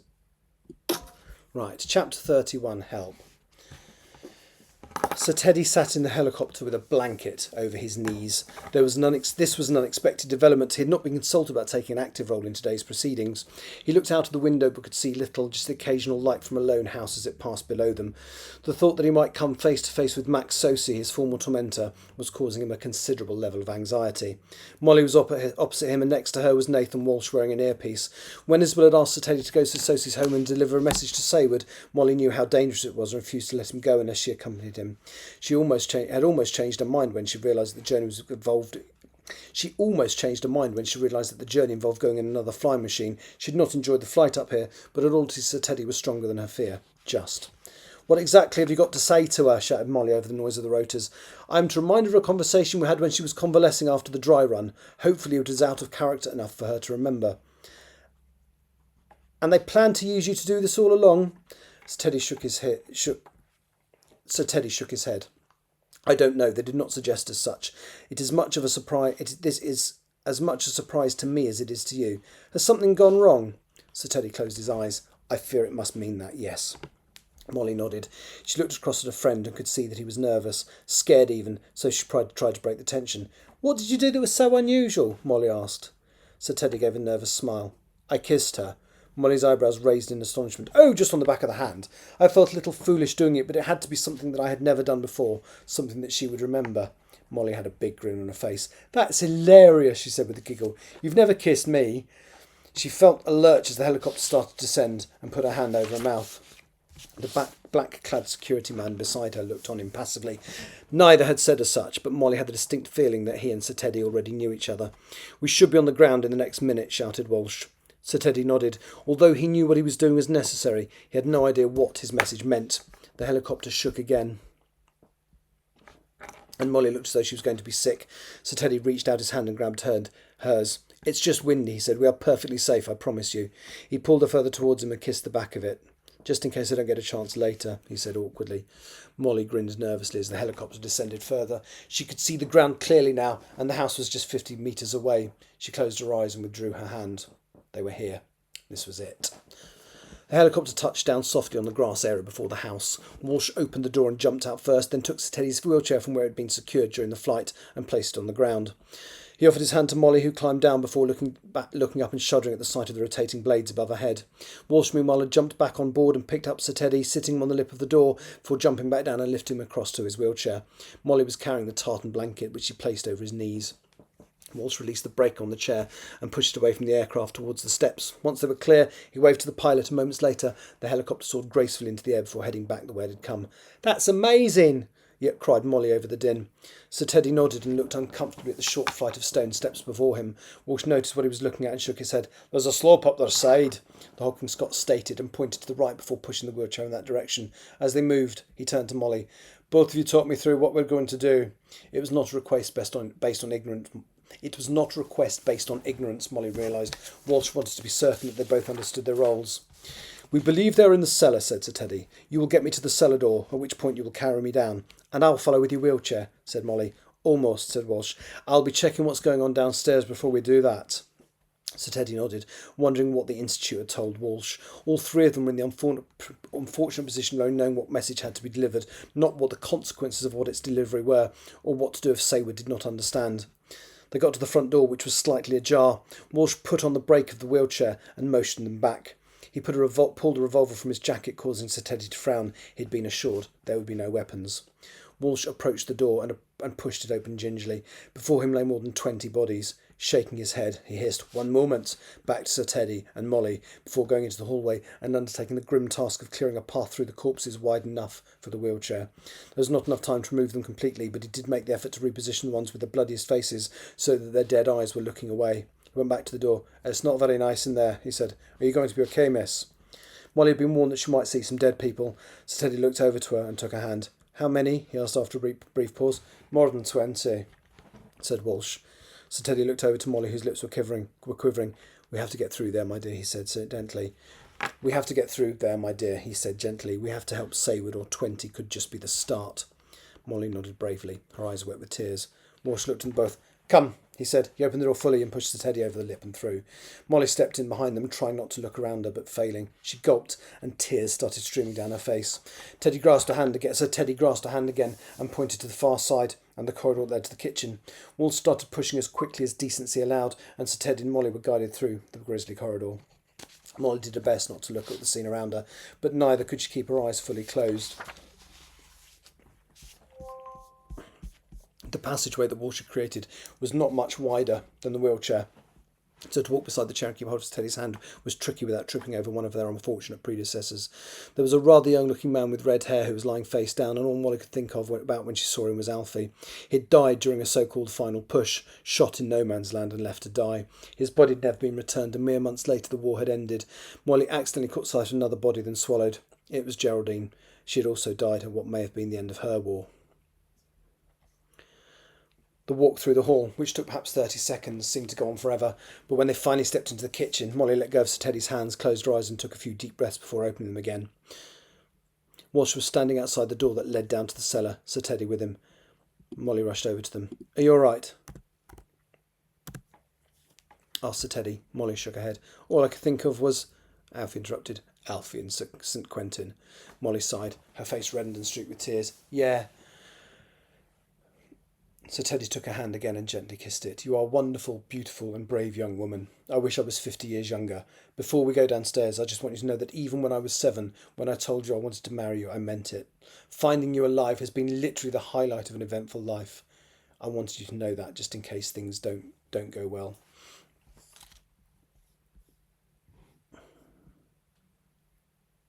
I'm going to adjust that because there's a bit of repetition in there. Let me just do that. "A wonderful, beautiful and brave young woman. I wish I was 50 years younger. Even when I was 7, when I told you I wanted to marry you, I meant it. Finding you alive has literally been the highlight of an eventful life. I want you to know that, just in case things don't go well." Molly leaned down and kissed his forehead. "Thanks for everything, little Eddie," she whispered. Sir Teddy forced back a tear, then looked up at Walsh. "I'm ready."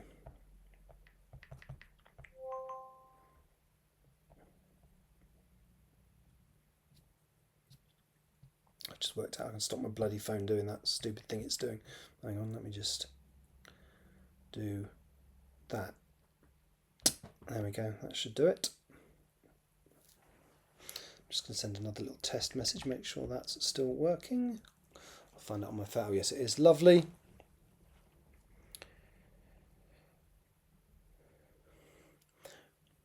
Walsh nodded, then opened the cellar door. Not hearing a sound, he crept gently down the staircase, careful as he rounded the corner.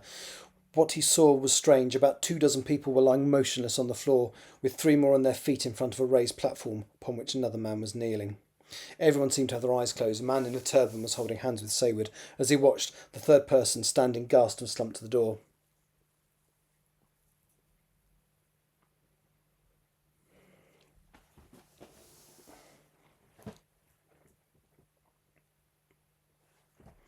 Do you know what? I'm going to lose that paragraph because it takes out a bit that I like later. So that can just go.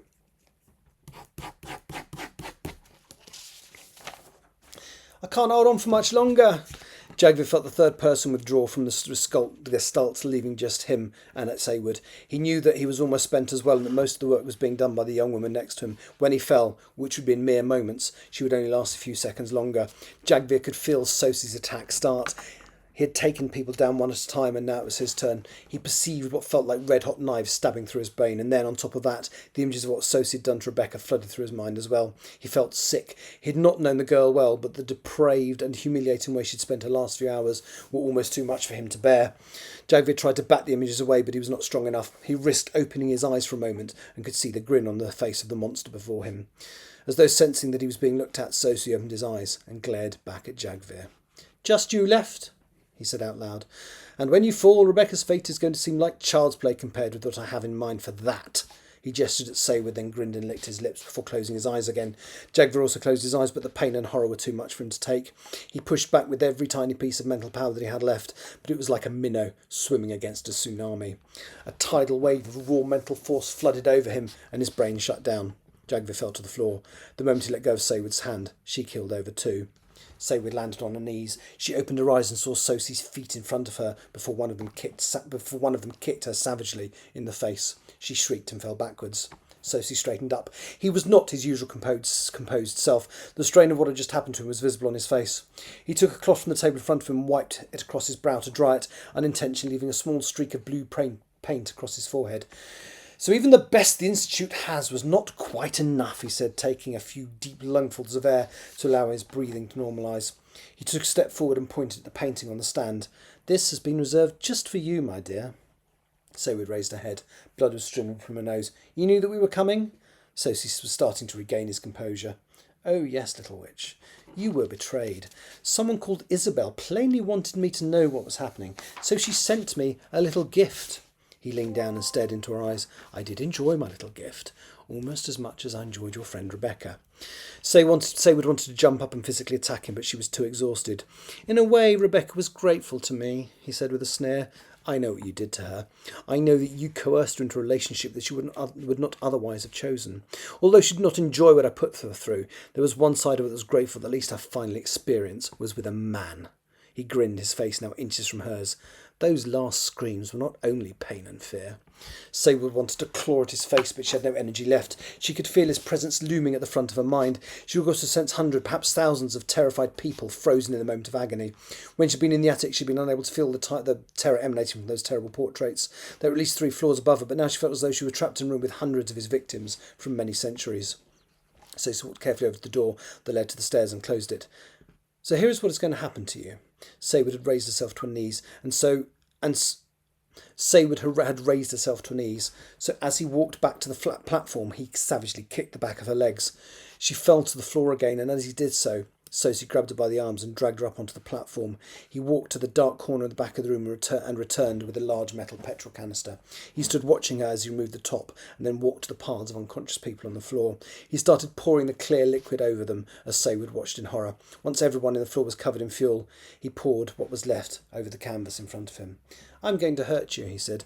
This time I will not allow my distaste for your savage cultural background to prevent me from doing so. Once you are hurt, once you are close to death, I will put you into here.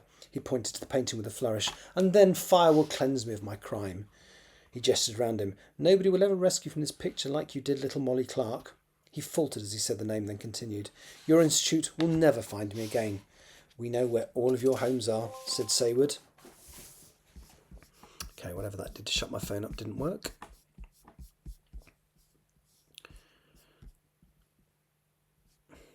We know where all of your homes are, said Saywood. No, you don't, he said dismissively. Oh, some, perhaps most of the ones in this country even, but I have houses all over the world. I will never be found. An odd look crossed his face, as though he were distracted. You know, it's funny that I should mention Molly, isn't it? Saywood looked at him and shrugged his shoulders. You mean you don't know? Saywood looked at him and shrugged his shoulders. You mean you don't know? Don't know what? Sosie smiled. You don't know that she's on the other side of that door? Saywood looked at him aghast. Sosie grinned at her nastily and stepped down to the floor. He walked through the unconscious petrol-soaked Institute members, not being especially carefully trod on an occasional limb. He smiled and opened the door. On the other side, Molly was standing as still as a statue, carrying a folded-up wheelchair. I wonder why she's here, asked Sosie with a smile. Of course, I do know. The old man behind her has a message for you. Old man? Asked Sosie quietly. Yes, exclaimed Sosie. Let's press play and see what happens. He pretended to operate a remote control in his hand, then stepped back onto the platform. He knelt back down and closed his eyes. Molly rushed through the door, took in the scene before her, and quickly deposited the wheelchair on the ground, pulling it open as she did so. Walsh was immediately behind her and deposited Sir Teddy into the chair before straightening up and looking around the room. All he could see were bodies on the floor and a man on his knees on the stage. Get out of here! Cried Saywood desperately. Oh, they can't hear you, said Sosie with a wolf-like smirk. They see and hear what I want them to, with a couple of alterations. They can't hear this conversation, for example. I'm just going to rearrange again that paragraph very slightly. That feels a bit...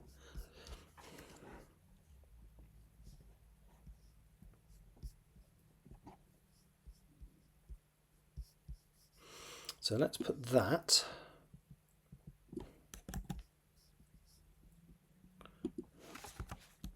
there.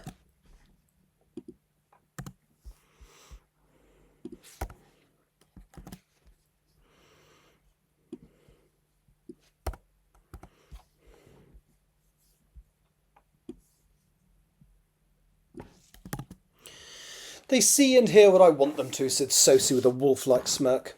They can't hear this conversation, for example, or see you even. He waved a hand at Sayward, and she froze on the spot. Only her head was able to move, and her eyes flicked desperately from her friends to Sosie and back. Walsh ran his eyes over the people that were lying on the ground. He knelt by the nearest one and took a pulse. With a small smile, he checked the next one and stood up. They're alive. He could smell the petrol and glanced back to the platform warily. Where is Sayward? Asked Sir Teddy as Molly pushed him closer to the platform. Sosie opened his eyes. Oh, she's gone. Molly gasped. Sir Teddy wheeled his chair forwards. I don't believe you, he said, gesturing to the faceless image on the canvas before him. She's not in your picture yet. Sosie shook his head. That's not the only way I can dispose of people. Sosie looked down closely at the grey-haired man and nodded his...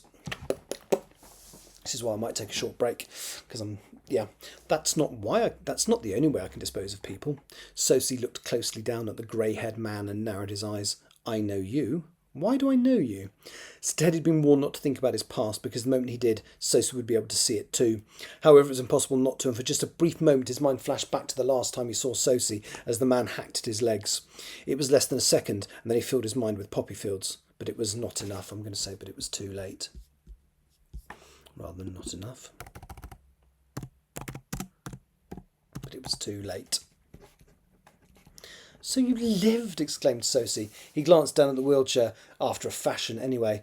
I not only lived, I thrived, said Sir Teddy. Where's Sayward? Demanded Walsh. Sosie gave him a quick glance, and half a second later Walsh pulled out the revolver and shot himself in the head, falling dead to the floor as Molly screamed. I told you, she's not here, said Sosie, his gaze returning to Sir Teddy. And thank you for bringing Molly back to me, he said gently. I have missed that scream. He closed his eyes for a second, then reopened them. Though you have brought no additional help with you, he said, after a pause. How foolish. He stepped forward, enjoying the fear emanating from the two people before him. Sir Ted was experiencing a kind of cold anger mixed with dread, whereas Molly was outright terrified. Tears were flooding down her face, but although she had the urge to run, she stayed next to Sir Teddy. The two that got away, said Sosie, as he stopped to meet her in front of the wheelchair. The only two. Ever. Thank you so much for returning and giving me the opportunity to clean up after myself. I don't see any empty pictures for us, said Sir Teddy quietly. Oh, we're well beyond all of that, said Sosie.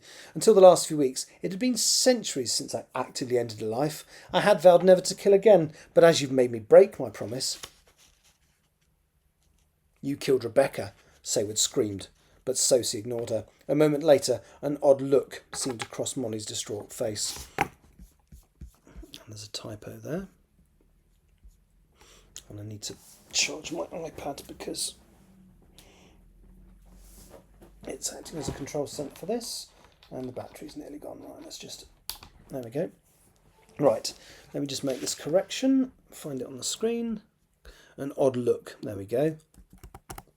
Let me read that again. You killed Rebecca, Sayward screamed, but Sosie ignored her. A moment later, an odd look seemed to cross Molly's distraught face. You killed Rebecca, she blurted out through her tears. Sosie glanced, frowning, back towards Sayward, and then back at Molly. No, I didn't, he said gently. He walked up to Molly, whose natural reaction was to run, but she bravely stood her ground next to Sir Teddy. I engineered the situation that resulted in her death, but I did not kill her. He cupped Molly's chin in his hand, enjoying the fear in her eyes. I enjoyed her flesh, as I once enjoyed yours. He stepped away, then turned to face them again. He put his hands together and gave a small bow to Sir Teddy. Thank you, Edward. And this time I won't be trapping her in a picture. This time she will die. He sent a brief extract of his memory of torturing Rebecca out to everyone in the room. I'll kill you, cried Sayward. Sosie glanced back at her immobile form and waved a hand at her. She froze completely, not even able to move her eyes. I'll kill you, echoed Molly. Sosie grinned. Would you like to do that? He asked her. Molly looked down, unsure where the words had come from, but not able to deny it. Would you like to kill me? But you're too nice, girl. Let me prove it to you. He walked over to Sir Teddy behind the wheelchair and with a heave, tipped him out of it onto the floor. He sat the wheelchair back down and lowered himself into the seat. Come on then, kill me. You know you want to. It's a trap, called Sir Teddy from the floor. Sosie kicked his legs viciously and the old man cried out in pain. It's not a trap, said Sosie. I will not move from this moment on, and I will not put any restrictions on your movement, Molly. He turned the wheels so he was facing her directly. Come on, Molly, show some spirit. I raped you, and I'm going to do it again. This time you won't survive. All that stands between you and that fate is you. If you can kill me, you can live." Molly stood still and continued to stare at him. Sosie looked disappointed. "If not for yourself, then what about my other victims? Poor Sir Teddy down there, Rebecca, hundreds of others over the centuries. You have the power to end it all, but not the stomach." He had a disappointed look on his face. "I can even give you some ideas. Do you see that green canister on the platform? That is a petrol can. Bring it here." He pulled a pack of matches from his pockets and threw them towards her. Molly tried to catch them but missed, and they fell to the floor. "Fetch the can," he commanded. Molly surveyed the room quietly, at the painted form of Sir Teddy lying in an untidy heap on the at the pained form of Sir Teddy lying in an untidy heap on the floor, and then at the man in the turban lying next to him. She remembered him from a few days ago. She closed her eyes and thought of the dead in the hall upstairs. She walked slowly over to the platform, climbed up the large step, and picked up the can. "Very good," said Sosie with a grin. He turned the wheelchair back towards the platform to follow her progress. "Now step back down." Molly glared at him, but did as she was bid. "Pick up the matches," he said. Molly carefully placed the heavy can down on the floor and walked over to the small book of matches that had formed between the unconscious forms of two Institute members. She picked the matches up, then walked over to the can. Her eyes met Sosie's. "Now all you have to do is undo the cap, pour some petrol onto me, and use the matches. I'll never be able to hurt you or anyone ever again." Molly looked back down at the can, and feeling as though she was living in somebody else's dream, picked it up and started twisting the cap. Sosie sat watching her, grinning like a maniac. "You're just trying to make me think you have the guts to do it, when we both know it's for show. You're going to open the can, and then you'll lose your bottle." The cap came off in Molly's hands, and she stood and stared at it for a moment before twisting it back on. "What did I tell you?" Sosie glowered at her with a disappointed look on his face. Her eyes left his for a moment, and then, glancing down at Sir Teddy, she pounced forward, swinging the heavy can at Sosie's head. It struck him on the side of the skull with a crash, and for a brief second he had a startled look in his eyes.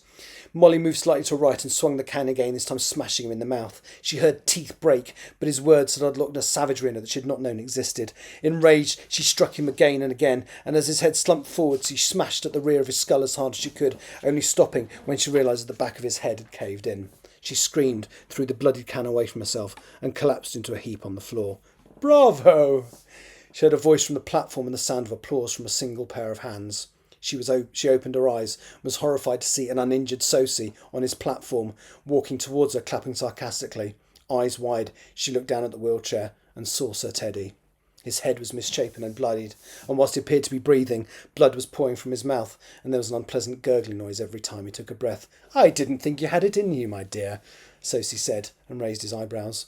Molly looked around her desperately, saw the door, and was about to lunge for it when she noticed Saywood for the first time. She ran over to her, surprised that she did not move at all.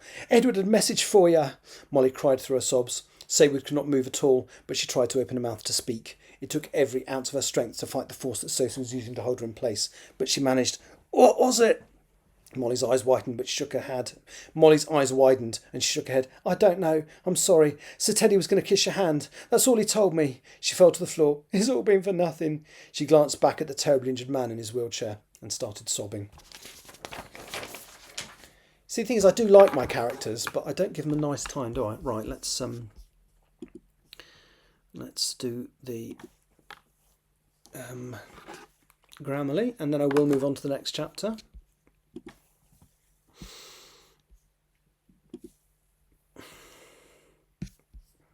Okay.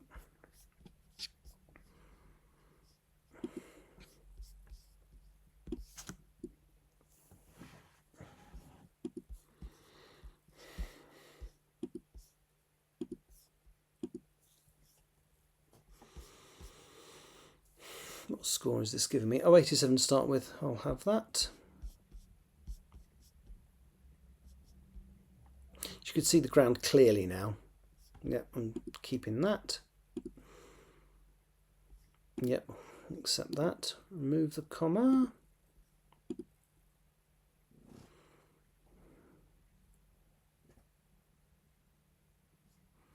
No, that's fine. I'm going to leave that. I want that one there. Almost too much. Yep, leave that.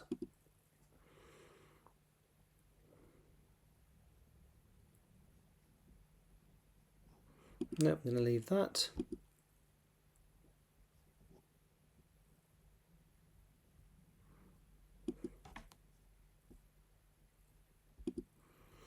No, the Institute is deliberately with a capital I, don't try and change it.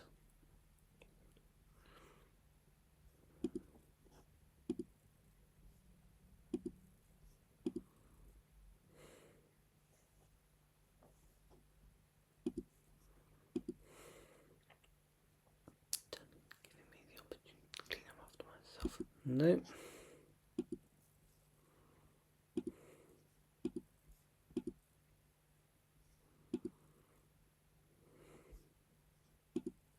Right, fine with that. So again, let's download. Let's copy and paste it back into the master file.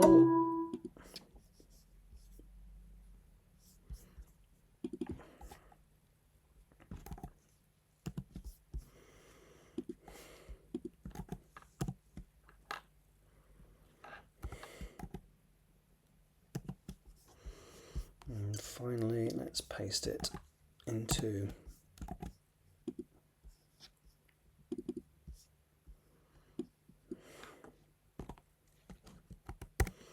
there we go. Right. I feel like I need a short break, but I don't want to go offline. So I'm just going to take 5 minutes to rest my voice, pour myself a drink, and then I shall be back. So please bear with me for 5 minutes. The next chapter, which I shall start in 5 minutes' time, is called Burn. Let me just dispose of those 2 chapters. Get this one back on screen. Then I need to go to this one.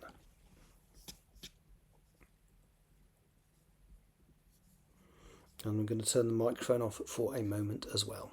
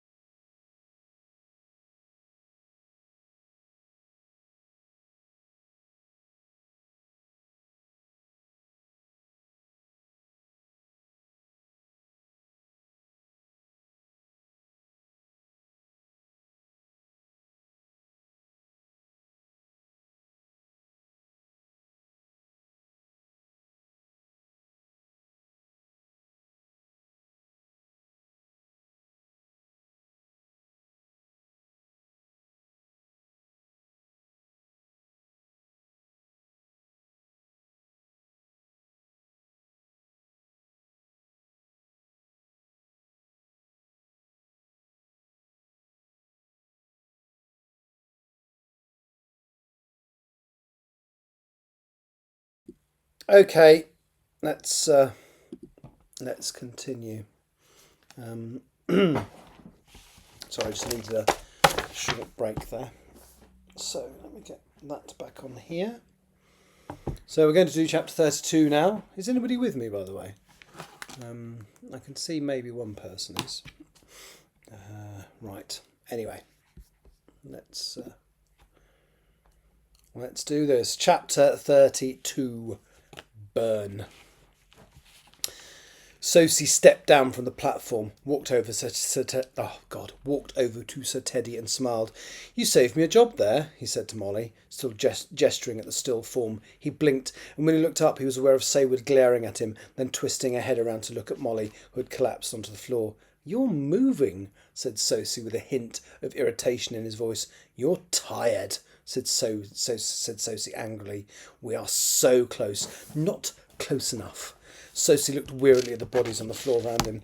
"I'm not sure how much time I have. My guess is that some of your friends will be on the way here now." He closed his eyes to think for a brief moment, then walked over to Saywood, pulling some cable ties from his pocket as he did so. She tried to call away from him, but he punched the side of her head, stunning her. Molly sat up and started to move towards him. Sosie turned and kicked her as hard as he could, his boot catching her under the ribs. Molly exhaled with a pained grunt and keeled back over. Sosie stepped behind Saywood, twisting her right arm till she yelped. As he did so, he put a cable tie round her wrist and tightened it. He pulled the other arm up and used the second cable tie to secure her left arm to her right. "Too tight," Sosie muttered as her eyes managed to refocus. "It doesn't matter, you're going to be dead in a few minutes," said Sosie with a shrug. He grabbed her arms by the cable ties and pulled her up to her feet, pushing her roughly upwards. "I have some good news for you. Since time is not on my side, I don't have enough of it to hurt you." He pushed Saywood to the lip of the platform, and when she refused to take the upward step, he shoved her upwards and she fell onto her front. He shoved her forwards and she fell onto her front. He skipped up behind her, then knelt, forcing her face towards his. "So instead, I will show you what I did to her." "I know what you did to her," spat Saywood. "You have an idea," smiled Sosie. "I will show you the whole thing." He dragged her upwards by her arms. Saywood shouted out in pain, but allowed him to pull her into a standing position. Sosie stood directly in front of her, clasping both sides of her head between his hands. A sequence of Sosie's memories were forced into Saywood's mind as she yelped. Rebecca's whole ordeal had played out in her head in what felt like real time, although in reality it had only taken a few moments. Saywood burst into angry tears and fell heavily to the floor. Sosie glared down at her, but did not force her up this time. Molly sat up and looked across to the platform. She avoided glancing over at Sir Teddy, whose breaths were becoming less substantial with each passing moment. "Saywood," she cried hoarsely, "the message! Sir Teddy was going to kiss the back of your hand. He said it would help you remember something." "Be quiet over there," snapped Sosie, rolling his eyes. Molly looked over at Saywood, who had not heard what she said, lost as she was in the horrific images Sosie just forced her to witness. Molly shouted again, "Saywood, the message! He was going to kiss ya!" "I said shut up!" exclaimed Sosie, jumping back down and marching over to Molly, who glared up at him defiantly. "He was going to kiss your hand!" Sosie shook his head and looked around him. Saywood seemed to have heard what Molly was saying this time, and she closed her eyes. "Enough!" said Sosie forcefully. He leaned over and picked up the petrol can that Molly had used against Sir Teddy. He raised it towards her, but she kept shouting, "Did you hear me, Saywood? Do you understand?" "I don't know what it means!" Saywood yelled back. Sosie shook his head and slowly unscrewed the cap from the petrol can. As Molly begged him not to, he deliberately poured the pungent fuel over her, making sure her soaked her clothes and hair. He smiled nastily. "I don't have time for you, young lady," he said, his manner calm. "As soon as Saywood is trapped in a picture, I'm going to strike a match. You and your pathetic institute friends will burn. There will be no survivors today except for me." "Why not just kill me now?" shouted Saywood from the platform. "I really should," said Sosie matter-of-factly. "It would be quicker." He faced her. "But selfishly, I would argue, I do not want to die myself your last moment of despair." With a swift and unexpected burst of motion, he swung the petrol sideways into Molly's head, and she collapsed back onto the floor. Sosie walked over to Sir Teddy and poured petrol over him too. Hang on. Not a very nice man, is he? What was left of his mouth opened and let out a tiny shriek. His rate of breathing momentarily intensified as the petrol hit his wounds. Then stopped altogether. "Another loose end tied up," Sosie said theatrically to himself before stepping back onto the platform. Right, where are we? Where were we? Oh, yes. He grabbed Saywood by her bound wrists, forcing her upright and dragging her over to the painting. He pushed her back down to the floor so that she was lying with her legs pointing to the rear of the room with her face as close to the easel as possible. He gripped the lower bottom corner of the canvas and placed his hand over Saywood's face. She tried to bite him, but he slapped her. You have no choice. Cooperate, or I will render you unconscious. You don't have to be awake for this, just alive. Saywood closed her eyes. She was still processing Molly's words. It must have been important. OK, she said, deciding to appear to capitulate. She needed a moment to think. Sosie placed his palm over her face, closed his own eyes and started to speak. The harsh words sounded almost like nonsense if it were not for their pattern and rhythm. Saywood shut her eyes and threw up a mental barrier.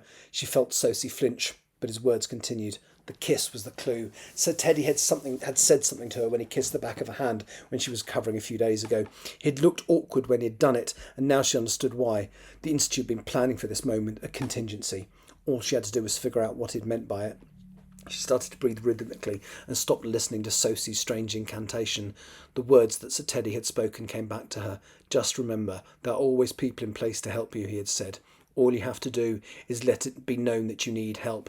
He had tapped the side of her head gently. In any way that you can. Remember those words and the deeds that accompany them. He had tapped the side of her head, so the call for help was to be from her mind, not her mouth. But there was nobody here that could hear them. The only mind she could sense before she'd thrown up a barrier was Sosie's. Everyone else was dead or unconscious. Her mind flicked back. No, she'd been vaguely aware of the prisoners trapped in the paintings upstairs. Could she free them? Could they help her? She dropped a mental barrier again, and this unnerved Sosie enough for him to stop what he was doing. He squeezed her face. If you do that again, I'll punch you out cold, he snarled. Saywood tried to look terrified, not difficult under the circumstances, and nodded. Sosie placed his hand back over her face and started the incantation from the beginning. Saywood closed her eyes again. This time she just listened. She could hear the terrified cries of the girls in the pictures upstairs, but now that she was concentrating, she was aware there was something closer to her, a presence that was much nearer than the attic. She attempted to concentrate on one of these new voices, trying to filter out every other sound. Sosie's chant, the screams from upstairs, everything. It was too faint, but as she concentrated on that voice, she realised that it was not a single cry. It was like a chorus. It was far too distant, but as she listened to it, she started to make out a couple of syllables, then whole words. Then the whole message. Her head briefly swam. Call us. Set us free. We are here to help you. The pictures, the ones that were being cleaned, the ones that Sosie had taken down, the ones that should have been sent on what felt like a wild goose chase in order to find. Do not enter the cellar until you have found those paintings. They were the last words Isabel had said to her. Saywood suddenly understood why. She scrunched her eyes even tighter than they had already been. Help me, she screamed into her head as loud as she could. Sosie swore and raised his fist to punch her into unconsciousness. Help me, she screamed again, this time both in her mind and out loud, rolling onto one side to avoid the knockout blow that would be fatal both to her and everyone in the cellar. She rolled onto her front and pushed forward so that half her body was hanging over the platform, her head almost on the floor. Sosie could not reach it from where he crouched, so he stood up. Saywood mentally screamed again for help, latching onto the voices. They got louder and louder. As they got louder and louder, she felt another ferocious blow to her skull, but it did not render her unconscious. Ignoring the pain, she let her mind drift towards the voices, becoming the anchor for them in the same way that she had for Molly. Sosie jumped forward, grabbed Saywood by the throat and started to squeeze. Saywood ignored all outside sensations and concentrated on guiding the new voices towards her. She ignored the fingers around her throat, the fear, the anger, and just concentrated. They seemed to be getting closer and closer until they were so close she felt like she'd feel breath on her skin. At the back of the room, something strange happened. The cloth that was covering the front picture leapt forward, tearing itself away from the painting and falling to the floor. People started falling out of the exposed artwork dressed in black. As each person hit the floor, they rolled out of the way and jumped upright, allowing room for the next. Two saw the remaining pictures were stacked vertically behind the first and quickly pulled the cardboard from between each one and arranged them in a row.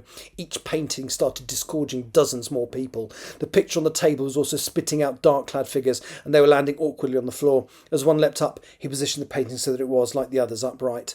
Sosie's eyes widened at the sudden influx of people in the room. He pulled a silver lighter from his pocket and flipped the lid open. He held it close to Molly's petrol-soaked body. Back! He screamed. The people already in the room turned to face him. Hang on.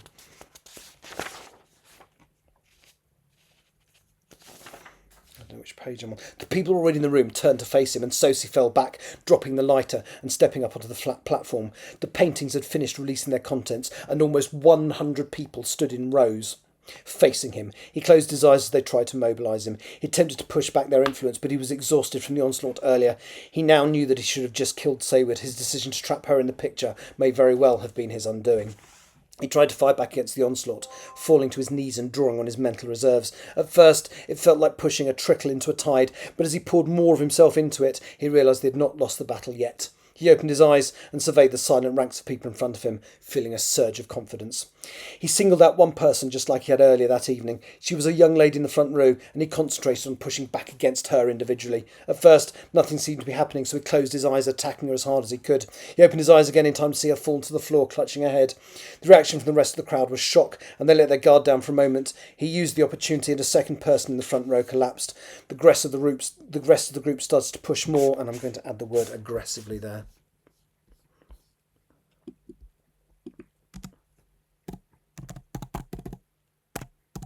Sorry to break the flow. Pressed more aggressively, and Sosie flinched. I've lost my space. He kept forcing himself into their minds, but the brief moment of uncertainty had allowed his attackers to strengthen their assault. He felt like 100 people were screaming directly into his head, and it was hell. Sayward wriggled over to Molly, who was waking. She crawled over to her and watched her eyes open. "Help me," she hissed into her ear. Molly sat up and looked at the plastic strips holding Sayward's arm in place. She pulled at them, but they just got tighter, and Sayward yelped. "What can I do?" Molly asked groggily. "See if anyone on the floor has a knife in their pocket," cried Sayward. Molly crawled over to the nearest person. Sayward recognised her as the woman who had been in the seat in front of her on the bus. Molly started going through her pockets desperately. "Try one of the men," hissed Sayward. Molly did as she was told, cautiously patting down his pockets, and then went through his coat. Apart from some keys, there was nothing useful there. Molly quickly moved on to the next man, and again, finding nothing, moved to the third. She pulled an object out and was about to discard it, but Sayward called out to her. "That's what we want," she yelled. "It's not a knife," said Molly, looking at the smooth object. "It's a penknife. It folds open. You see where the metal bit sticks out from the plastic? There is a nail-sized groove. You can dig your finger in there and open it up." Not really know what she was doing, Molly pulled at the metal and felt it move. She suddenly understood and opened up the blade with a smile. She crawled across to Sayward and put the sharp object under the plastic strip.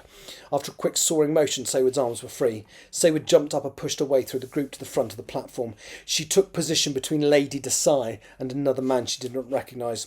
Lady Desai grasped her hand and nodded as Sayward opened her mind, joining in the onslaught against Sosie. He opened his eyes and glared at her. She gave him a sarcastic grin and pushed against him even harder.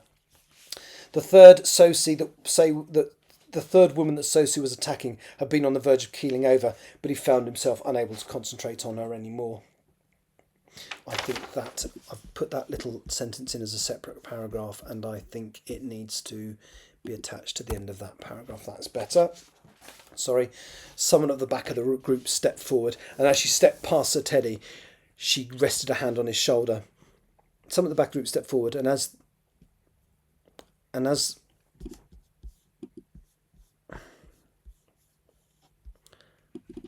that person, that probably works better, sorry. Someone at the back of the group stepped forward, and as that person stepped past Sir Teddy, she rested a hand on his shoulder. She shook her head sadly, then walked past Sayward, taking her by the arm. "You've tipped the balance," the woman said, before stepping up to the platform. Sosie sensed someone in front of him, and he opened his eyes to look at her. Her face and neck were covered in bruises and dog teeth marks. Sosie looked at her, a disbelieving expression crossing his face. "You should have killed me." Dawn Vickery's face was still pretty despite the scars. Her short hair framed a pretty oval face, but her eyes were like daggers. The onslaught from the crowd in front of the stage increased, and Sosie fell to the floor. Dawn gripped the corner of the canvas next to her and placed a hand over Sosie's face. Sensing that victory was close, the group split into two, one attacking Sosie's mind, one preventing him from moving. Sosie started to scream as he tried to jump up to his feet and run, but other than his mouth, he could not move. Dawn closed her eyes and started the incantation. She could sense the absolute terror in Sosie now that he realised what his fate was going to be. With a smile of satisfaction, Dawn continued to utter the words she'd recently been taught, slowly, so as not to make a mistake. She could feel a new sensation coursing through her, a power that she'd only felt previously in reverse. She drank in Sosie's fear and pushed away his final desperate attempt to distract her, images of horrendous indignities being perpetrated on hundreds of women throughout the ages. The new feeling was like a rush reverberating through her body, and it grew into a final epic crescendo that surged through her like electricity. Then, suddenly, There was nothing. Dawn opened her eyes. Below her, the space where Sosie had been was empty, but the image of Saywood's body on the canvas now had a face. A male face, with a streak of blue paint on his forehead, looking as though he was screaming in rage. "It's over!" Dawn cried out. One by one, the group in front of her opened their eyes and let out sighs. Dawn stepped down and hugged an astonished Saywood. "She said you were powerful," Dawn said with a grin. "Who did?" "Meredith, my daughter," said Dawn. She looked across the tall woman who was standing before her. "Get the picture upstairs. Mrs. Lawson wants it in the vault. At the Institute." Saywood opened her eyes. She had a split second to think. "No time," Saywood screamed. "He's covered this place and your colleagues in petrol. The place is booby-trapped. There's an incendiary device in the ceiling. We have only seconds." Dawn looked at her. "What?" "Saywood, you're back. The people on the floor, get them out of here or they will be burned alive." Nobody needed convincing. Institute members surged for the door. Those that could do so lifted one of the prone figures and hurried them towards the door and the stairs. There was no pandemonium, just a hurried and quick exit. Within less than a minute, all of the original group, including Jagvir, Saywood was pleased to see, had left or been carried out of the room. 3 people even hoisted poor Sir Teddy up the stairs. Molly made to follow, but Saywood dragged her by the hand into the shadows at the back of the room. The last person, as they left, visually surveyed the room and then closed the door behind them. "What's going on?" cried Molly as Saywood pulled her out of the shadows. "There's no booby trap. I just can't allow him to survive," said Saywood through gritted teeth. "They're going to archive him and study him, and maybe, when they think they're powerful enough, bring him back and try to learn from him. I will not allow that." Saywood rushed to the part of the room where Teddy's wheelchair was, searching the floor, but she could find nothing. "Where is it?" she shouted. "What?" "The matches," said Saywood desperately. She looked around on the floor, then glanced at the platform, but it was not there. "Do you have any matches or a lighter?" she asked Molly desperately. Molly shook her head. "Shit!" exclaimed Saywood. When they notice we're not up here, someone will work it out. I have to do this. Her voice broke. For Bex." She slumped to the floor, shaking her head. "I wish she could have been here to see this fucker burn." Molly sat down beside her and hugged her before a defeated look crossed her face. "I don't think there's a way to do it, for you to do it," she said. Saywood shook her head and looked angrily around the room. There was an unpleasant strangling sensation in her wrist. Molly had only cut one of the cable ties, and the remaining one was so tight it was causing pins and needles in her hand. She tried to pull her jacket sleeve up to see if she could loosen the band, and her eyes rested on the red leather. "I'm wearing Rebecca's jacket," she said in a sudden realisation. She ran another hand down the front, and it rested on the right-hand side, where there was a bulge in the lining. There was something in the pocket. Saywood jumped up and pulled Molly up after her. She thrust her hand into the right-hand pocket of Rebecca's coat, hoping upon hope. Her hand located a small plastic tube with a metal end, and she pulled it out in triumph. "Rebecca smokes! Rebecca smokes!" she cried as tears poured down her face. She opened her hand, and in it was clasped a disposable cigarette lighter. She struck the wheel, and a blue-yellow flame came out of the end. "Keep back," she instructed Molly. "You're covered in petrol." Molly took a step back. "Are you really going to do it?" "Do you honestly think that I shouldn't?" Molly closed her eyes for a second. "I don't know." Saywood's thoughts returned to Rebecca and all the other people trapped in the artwork in the attic that had suffered at Sosie's hands. Saywood could see Molly thinking of little Eddie and the man he'd become. Molly nodded. "Yeah," Molly said after a heartbeat. "I think you should do it." The door of the cellar opened. Dawn and Jagvir re-entered the room. "Don't you dare!" Dawn yelled, pointing angrily towards her. Saywood dashed forward onto the platform and held the lighter next to the petrol-doused canvas. She looked into Sosie's eyes one last time and wondered for how many people those terrifying orbs had been the last thing they had ever seen. She had no doubts whatsoever. She flicked the wheel again and the small flame leapt from Rebecca's lighter. She pushed it forward, and with a whoosh the canvas burst into flames. She searched through the distressed cries of the people in the paintings in the house, then focused on one male voice in that terrible choir. It was Sosie, and he was screaming. The flames licked up the thin canvas, and the scream in her mind peaked, then stopped suddenly as the last of the image burned away to nothing. The whole easel was on fire, and the flames had spread down to the platform. Saywood kissed the lighter and thrust it back into her pocket. She grabbed Molly, and, hand in hand, they ran through the archway, the door, and then up the stairs. And weirdly, I don't even consciously remember why I'd given her Rebecca's coat. I just knew she had to be wearing Rebecca's coat, and I didn't realise why until I wrote that bit. It's amazing the way the brain works when you're writing something, because I didn't my logic wasn't Rebecca smokes, there'll be a lighter in her pocket, because every smoker has a lighter or matches, or in coats and stuff. They just do. It's just a fact. And that hadn't occurred to me. I just felt it was the right thing for her to do, to be wearing Molly's jacket. Rebecca's jacket. And then that happened, which I hadn't planned for. It was almost like something I don't know. I can't explain how I knew how that bit came together. It just sort of happened. But I don't know why. I think the revelation that it's her jacket, it's her lighter, is just a hell of a moment. It got to me. Just reading it, you could see it got to me. Right, let's Grammarly this. Then I'm going to do the I've called it chapter 33, but it's an epilogue. So I'm going to do the epilogue in a second. Let me just grammarize this.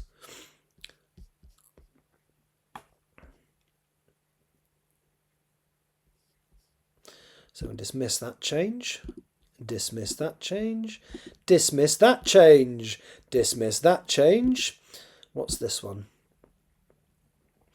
Stephen Sosey's memories were forced. Yeah, plural, so that's correct. I'm leaving it as it is. Sosey shook his head, remove the comma.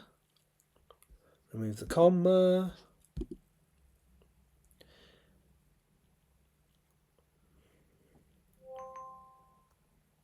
No, I'm leaving that as it is.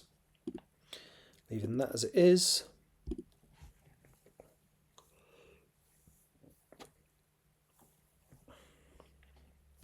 Leaving that as it is.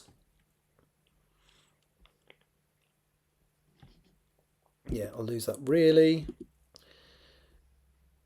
Lose that comma.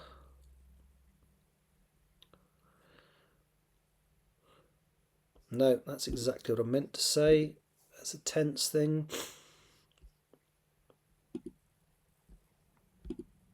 Are you going to do it? Are you really? No, that really stays in there. Right, fine. So we will just download that. We're almost there, guys. We are almost there. Let me just, again, open that and paste the corrected version into the original document.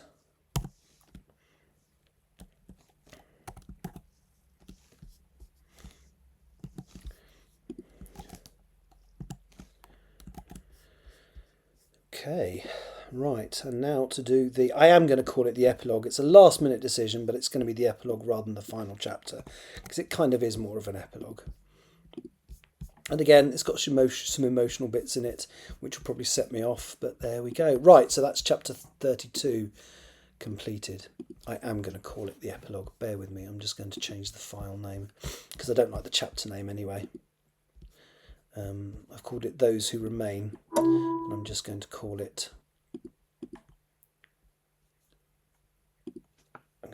epilogue.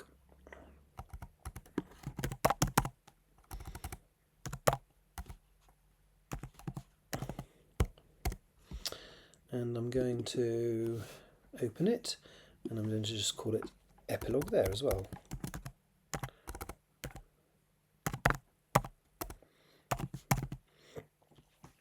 Okay.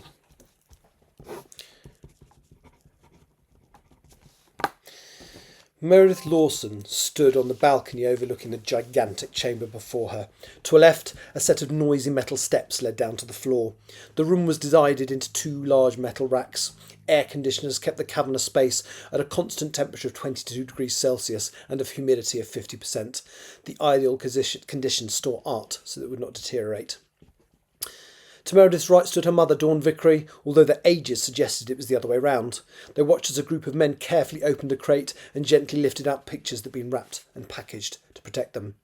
"How many have we recovered?" asked Dawn, watching as the men removed the coverings from a picture before placing it onto the metal rack. It was a girl from perhaps the 17th century in a green dress and a red shawl.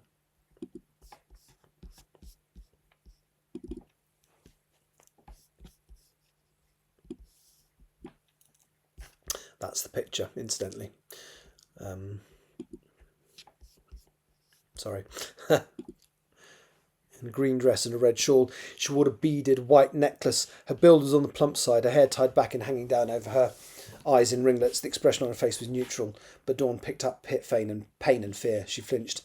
Over 1,000 in Scotland alone, replied Meredith. She pulled her phone out of her pocket and read an email. In total, from all the properties we know about, including Elvington Manor, where we found you, 2,105 so far, and we're still finding them, though not as many now.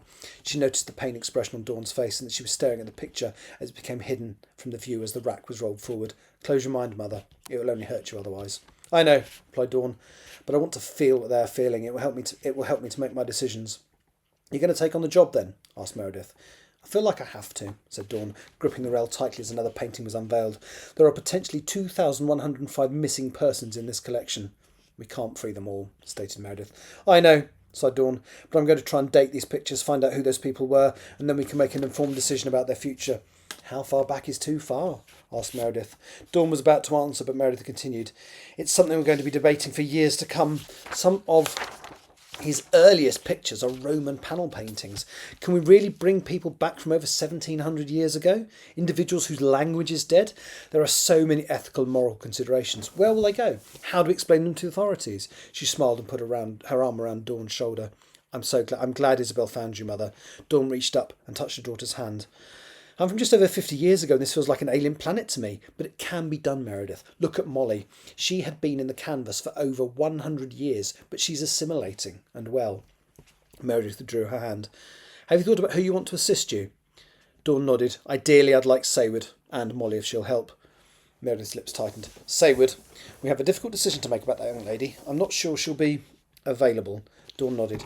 I can't condone her actions, but I do understand them. Meredith shook her head. Almost 20 centuries of knowledge, including understanding how he managed to live such a long life. Lost because of a headstrong little idiot. We've not yet decided what we're going to do with Sayward. I'm seeing her this afternoon, so I will sound her out about Molly. But I will not get your hopes up. I really wouldn't. The two women watched the large security door on the far wall open, and two men wheeled in a further wooden crate using a bright orange pallet truck. As they carefully opened it, Meredith patted her mother's arm before walking down the steps and towards the exit. Sayward and Molly were standing on the pavement opposite some shops. The sun was shining weakly through a thin layer of cloud, and the ground was wet from a recent rain shower. Sayward was wearing dark jeans and Rebecca's red leather coat.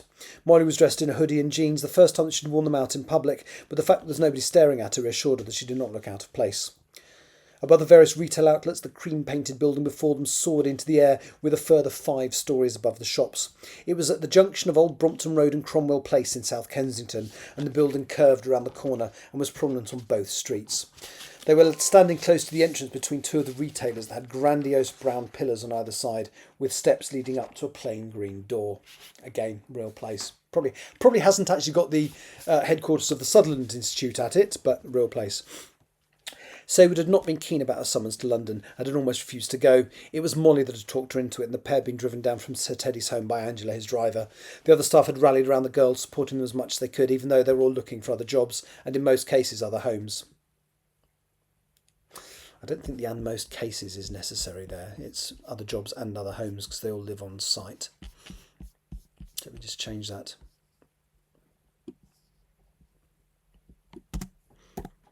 Other jobs and other homes. Are you ready? Asked Molly. I'll never be ready, retorted Sayward, before softening her voice. Sorry. They're going to give me a bollocking, and I'm not interested. I don't care. I regret nothing. Shall we go in? We don't want to be late. God forbid, muttered Sayward under her breath. Come on then, let's get this over with. Molly smiled, walked up the 4 marble steps to the door, and knocked. Please sit. Meredith pointed to the chairs opposite her desk. The room was on the first floor of the Sutherland Institute offices. Large windows looked out over Old Brompton Road. Behind Meredith, the wall was made from heavy oak panels with 3 pictures of horses in ornate frames. 2 were racehorses, and the other was a lone grey in a forest. The desk was also oak with an expensive leather-lined burgundy surface. There was a telephone on the desk and a small computer terminal. There were also in-trays and out-trays. The in-trays contained 5 or 6 files with names written on them and nothing else. The out-tray was full. Sat next to Meredith was Isabel Myerscough, dressed in her usual 50s-inspired clothing. Behind them both, in the corner, with her face obscured by a mask, sat Lady Khalida Desai. Isabel removed the top file from the in-tray and placed it on the desk in front of Meredith as Sayward walked in, followed by Molly.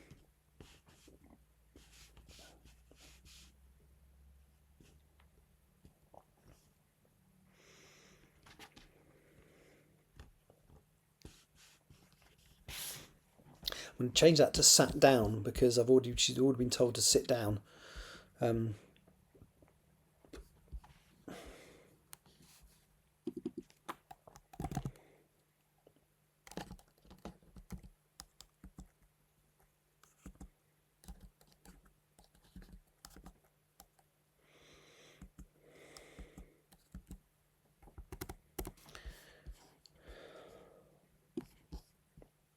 Right.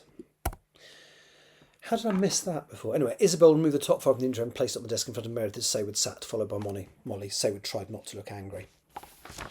Meredith put a pen down and looked directly at Saywood. You probably think you're in trouble. You bloody well should be. Sosie had knowledge that was invaluable to us. Saywood was about to argue, so Meredith raised her hand and continued. But you don't work for us, Saywood. I understand what you did. I understand why you did what you did, even if I don't agree with it. In the future, if you're to be part of the Institute, you will need to follow instructions. Be part of the Institute? Are you serious? Meredith shook her head. With appropriate training, you will be the most potent of us, without any shadow of a doubt. We need you, Saywood. I want to offer you a job. Isabel here will give you all of the coaching and assistance you need to understand your potential, and once we identify all of your abilities, you can be coached by our best people. We also need to start freeing some of Sosie's victims and help them to acclimatise. They are effectively refugees from history. The person who's running the project has specifically asked for your help to do this. She paused and waited for a response. Saywood glared at her, then eventually spoke. Can I speak now? No, let's just lose that. Saywood glared at her. Can I speak now? Of course you can, replied Saywood. OK, said Saywood carefully. Why would I want to join you? You said Sosie was a monster, and he was, but you're appalling as he was. Your plan sacrificed over 20 people. What we all thought was the main event was just the warm-up. They didn't know they were there to be cannon fodder. They didn't know their function was to wear him out for the main group. Geraldine is dead. Sir Teddy is dead. You chose to sacrifice them. I don't want to join your institute. I don't want to see any of you ever again. At the back of the room, Lady Desai was nodding sympathetically. Meredith's face remained neutral. I'm sorry you feel that way. Whatever, snapped Saywood. I understand your point of view, said Meredith. We felt that the operation you took part in was the plan most likely to succeed. He was too dangerous for it to fail. I didn't want those people to die, Saywood. Obviously we knew it was a possibility, but we are also devastated. Yeah, you look it. Meredith shook her head and prevented an angry retort from passing her lips. She looked across to Isabel, then back to Saywood. Can we at least help you understand what you have, what you are? Saywood shook her head.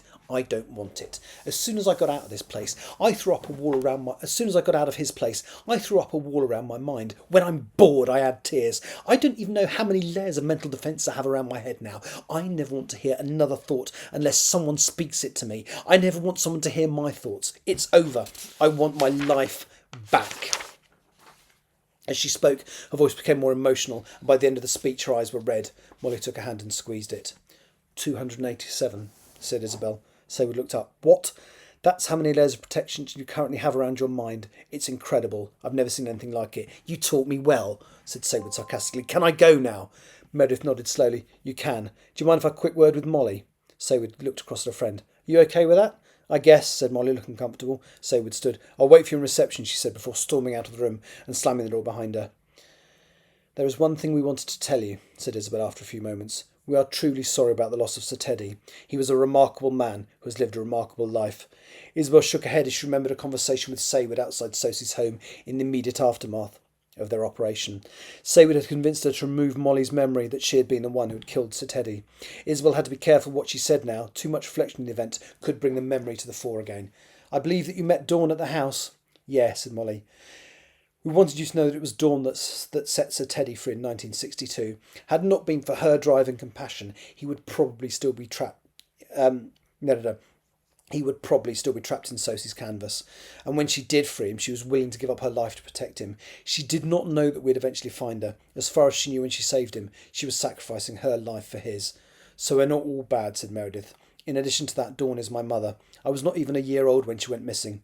I thought you ought to know. Why didn't you tell Saywood? Asked Molly. She already knew about Dawn. As for the other thing, do you think it would have influenced her decision to leave? No. We didn't either. We didn't think so either. We want to ask you a favour, Molly. Just keep an eye on her for us. If you think she needs us, if she's struggling in any way, let us know. Meredith produced a business card and placed it on the desk in front of Molly. Molly sat in the seat nodding. So you want me to spy on her for you? she eventually asked. Not spy, said Isabel gently. It's not as easy to shut off her abilities once you've started to understand and use them. This is purely about her well-being, I promised. Molly stood up. I don't think she would see it that way. She pushed the card back towards Meredith. I don't think so. Is that everything? Meredith nodded. I'm sorry you don't feel you can help us. If you change your mind...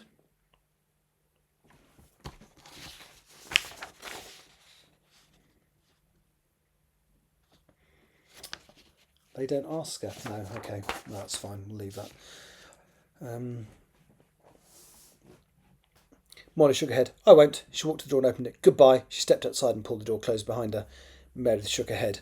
Unfortunate. So what do we do now? Isabel looked stony-faced. Saward is too dangerous. She's undisciplined and angry. She is a danger to us. A danger to everyone. Meredith ran her hands through her hair. You should have removed her abilities as soon as you met her. If she forces us to do it now, it will kill her. Isabel nodded. I sensed a potential abuse of her abilities the moment I met her. I almost erased them there and then. Then why didn't you? Asked Meredith. Isabel looked uncomfortably towards Lady Desai, who stood up and walked over to the seat that Saward had occupied. She sat down. I told her not to, she said. What? That makes no sense, said Meredith with a shake of her head. You openly campaigned for stricter rules, for the removal of abilities, for far lesser offences than we do currently. By your standards, Saward is dangerous and should have her abilities stripped from her. I forbid it, said Lady Desai. You're not in charge. Lady Desai nodded in agreement. You can try and censor Saward if you like, but you would fail. You'd stop me? I would not need to.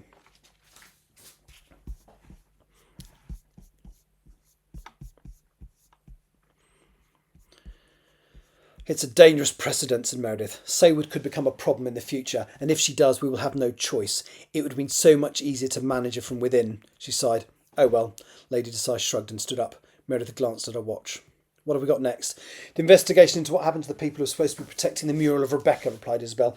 We eventually located them, but they had no memory of what they were doing in Leicester or why they did not follow their instructions. Lady Desai had been walking towards the door, but when she heard this, she stopped and turned back to Meredith. I can help you with that. Meredith's eyes widened. Can you? Yes. Lady Desai stood in front of the desk. I arranged for the disposal of the mural. Meredith looked shocked. Why on earth would you do a thing like that? Sosie had to be destroyed. The only way to kill him was with Saward's help. She needed to be angry enough to join us. I ensured that she was. Meredith stared at her open mouth. So you killed Rebecca? Lady Desai shook her head. From what I understand, her injuries were so severe that she would not have survived even had she been brought back anyway. What I did was merciful, and it gave us the result we needed, the death of Max Sosie. That was not our plan. It was my plan, said Lady Desai coldly, gripping and squeezing her silver locket, and I knew that Saward would do it for me. With that, Lady Desai stood and turned. She stepped outside and pulled the door closed behind her. Meredith turned to Isabel. Both of them had turned pale. That must never leave this room, said Meredith. Agreed, said Isabel with a shudder. I dread to think what Isabel would do if she ever found out. I think we have a fairly good idea, murmured Isabel softly. Saward looked up at the sun and shivered slightly in the cold air. There was not a cloud in the sky, although it was mid-spring. The temperature felt more like winter. Angela had driven them home. Molly had told what Meredith had asked her and what her response had been. It had made Saward think. She'd already decided it was probably time to move on, and that had cemented it. If she stayed with Molly, the Institute would always know precisely where she was. That was not an option. She simply did not trust them. She had slept in a room in the East Wing last night for what she had decided was the final time. She was walking along a public footpath not all that far away from the Ainsley estate. She had studied it on a map on her phone and knew where it led to. She was wearing her expensive trainers and they were now filthy, as were the bottoms of her jeans. She wore her black coat now rather than Rebecca's. She was not sure exactly what she was going to do when she got to the place that she was heading for, but she had decided on one. But if she decided on one particular course of action, one that she was seriously considering, she did not want Bex with her this time. She finally came up to the stone bridge, which had originally been built to move cattle from the field on one side of the railway line to the other. There were gates at either end, but they were wooden and had not been maintained in decades. She walked to the middle of the bridge to the waist-high stone wall and peered over. 2 pairs of parallel railway tracks ran beneath her. Her mind immediately went to Cavey and what the poor girl had done out of despair. Carefully, Saywood climbed up onto the wall and sat with her legs resting just above the footpath. She closed her eyes and remembered the terrible thoughts that had been going through the little girl's mind when she first walked past her. She should have known what Cavi was going to do next. She should have saved her. In the distance, Saywood could hear a rumble. A train was heading towards her. Slowly she swung her legs up so that they ran parallel with the wall, then swivelled her hips and lowered her legs over the tracks. The line was straight, and she could see the train approaching. She shut her eyes and wondered if this was the answer. Just a slight lean forward and a little push with her hands, and she would never have to miss Rebecca. She would never have to feel so bad about the loss of Sir Teddy or Geraldine. She would never see Molly again. This made her cry, and she watched the train pass underneath her through wet eyes. Was Molly a reason to choose to live? She continued to cry, becoming more and more upset with every passing moment. The next train, she decided. It would be the next train. She sat in silence. All she could hear was the wind, the rustling of leaves in the trees, birdsong, and the sound of her own breathing. She opened her eyes and wiped them with the back of her hand. She could hear another train, but it was coming the other way on the other track, and she did not want to move. She watched it appear beneath her, and then closed her eyes again, listening to the rumble it made on the tracks as it got further away. Before the sound stopped completely, it seemed to shift pitch slightly, then start to get louder again. Saywood opened her eyes and could see that another train was approaching. This time she left her eyes open a slit and watched as it slowly approached her. She moved her legs a little to relieve a cramp and shook her head. She thought of Rebecca and how she'd hurt her.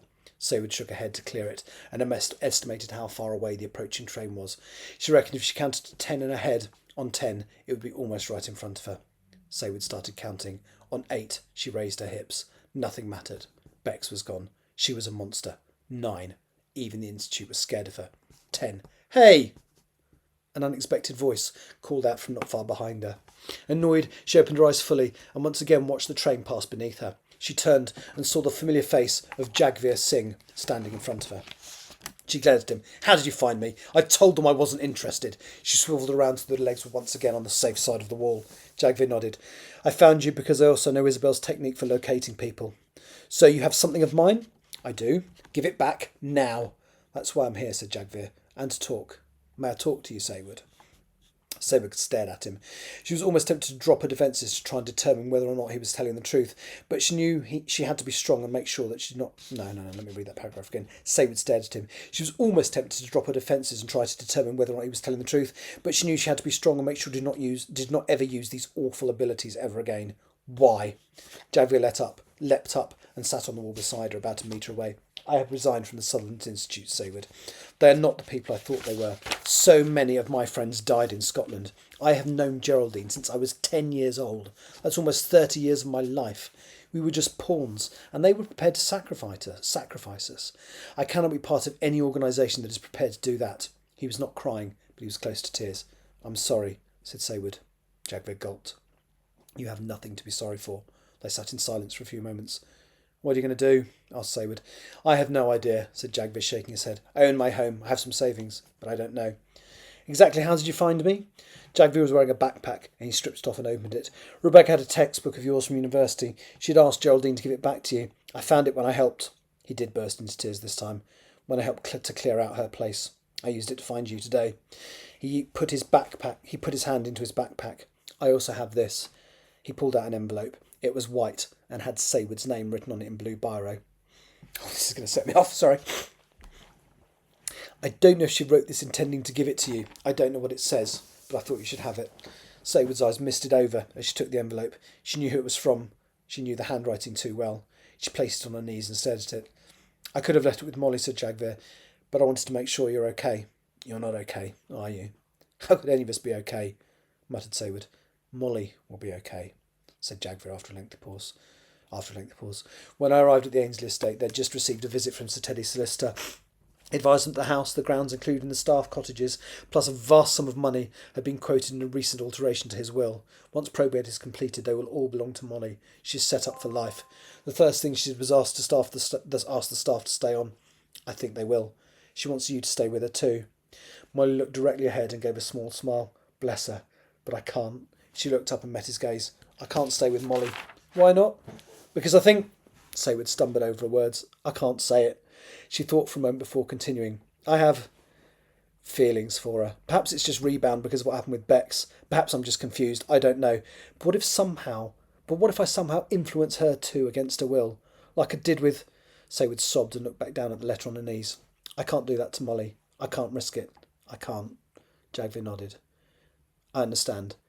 I don't know her well, but I think if you're honest with her, Saywood smiled, she'll be fine. She doesn't need me. Jagvir looked down. I wouldn't be so sure. Saywood shrugged. It's for the best. Where would you go? I don't know. You can stay with me for a while if you want to. Again, Saywood shook her head. I'll be okay. You can run me to the station if you like. She dumped down from the wall and started heading back to the Ainsley estate. Jagvir watched her for a few seconds, then stepped carefully down and followed her. Excuse me. Final page. I'm going to completely lose it over the last bit. Excuse me. And also, if this is the final draft, this is quite a momentous moment. Excuse me, because this is only the second project that I have completely completed. Right, anyway, less than a page and then I can stop. Saywood sat in the train carriage, watching the fields fly by. The cabin was not crowded. She had been able to get a window seat and was facing her direction of travel, and the seat next to her was empty. Before her, on the little fold-down table, were three things. A coffee, purchased from the vendor at Leicester Station.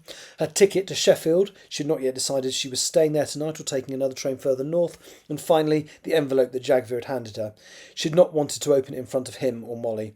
She had not dared to tell Molly that she was not going to come back either. As far as Molly was concerned, she was just going away for a few days to clear her head.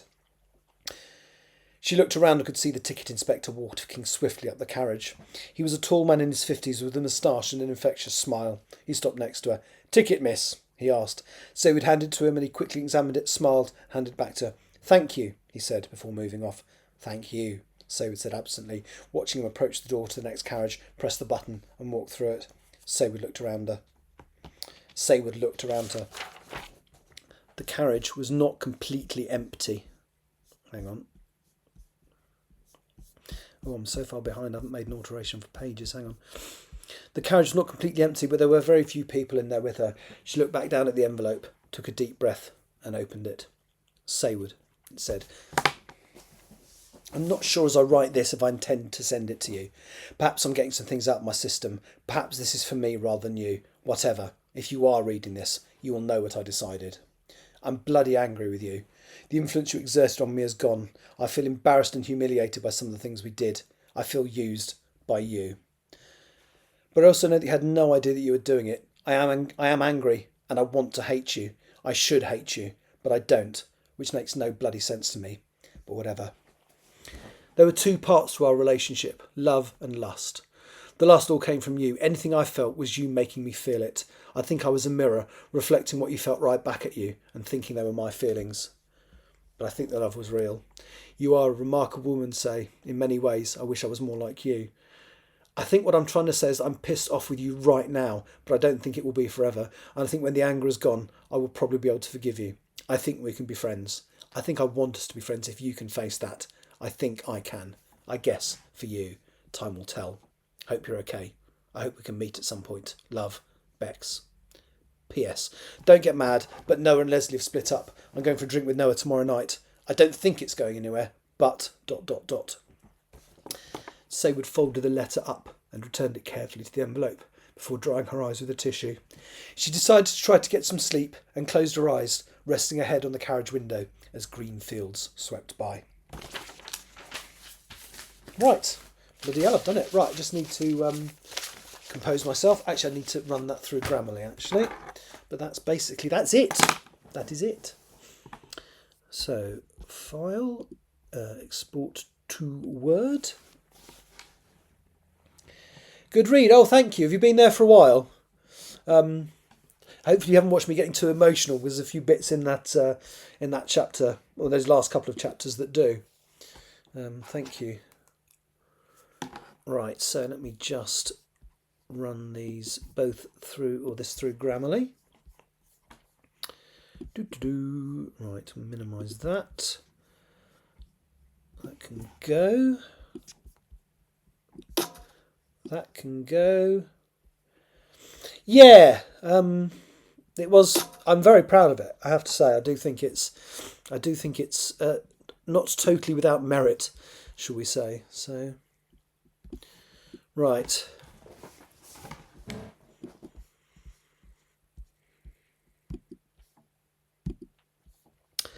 Okay, let's see what score Grammarly gives me for this chapter. 87. Okay, that'll be a good place to start.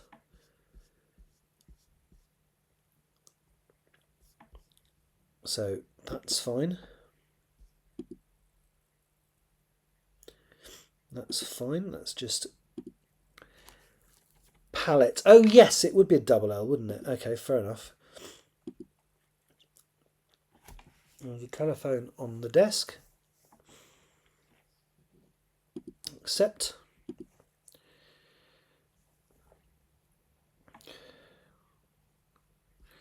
Yeah, I'm going to lose the word obviously because that's just as far as she knew when she saved him. Saved. That's my error. Okay.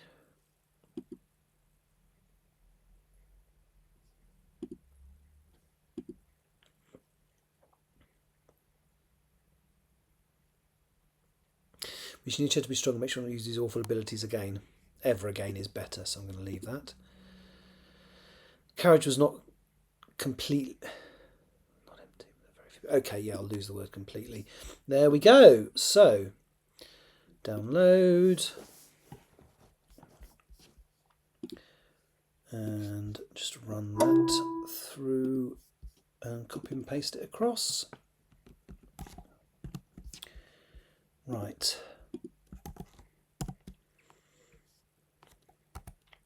Yeah, I don't exactly give my characters a good time, do I?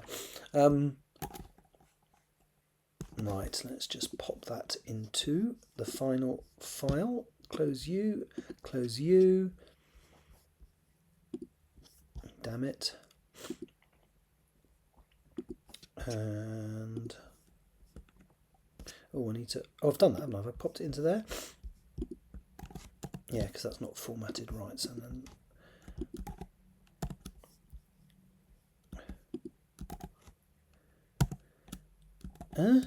What? No, that doesn't feel right. Let's just do that again. I'm doing something wrong here. Why is this?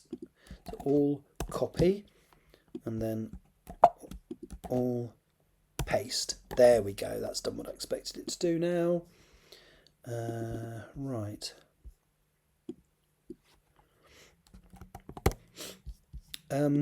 Yeah. Okay, so that's done. That is now the epilogue, not chapter 33. And it is an epilogue because it is set a little bit after the events. Sometimes I do find, sometimes it's quite easy to write what you think is a prologue or an epilogue, and actually it's just the first or last chapter. But that felt more like an epilogue than the last chapter, so I'm pleased with that. Right, let's just. Oh no, let's open the documents. And drag that into the edited folder. Right, now what I've got to do is just a bit tedious. So what I am going to do is I want to read it. So I'm actually going to now, for the first time since the first draft, knit all of those files back together to make one document. And then I'm going to use, what's it called?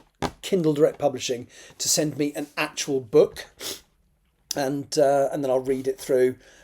My intention is to read it through just to make sure I'm happy with it. I'm not planning to make any major changes based on that.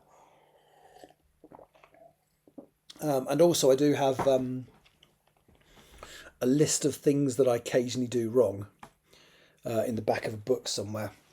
And I just need to run through the whole document to make sure that I haven't made those mistakes in this. But yeah, I am very, very proud of that story.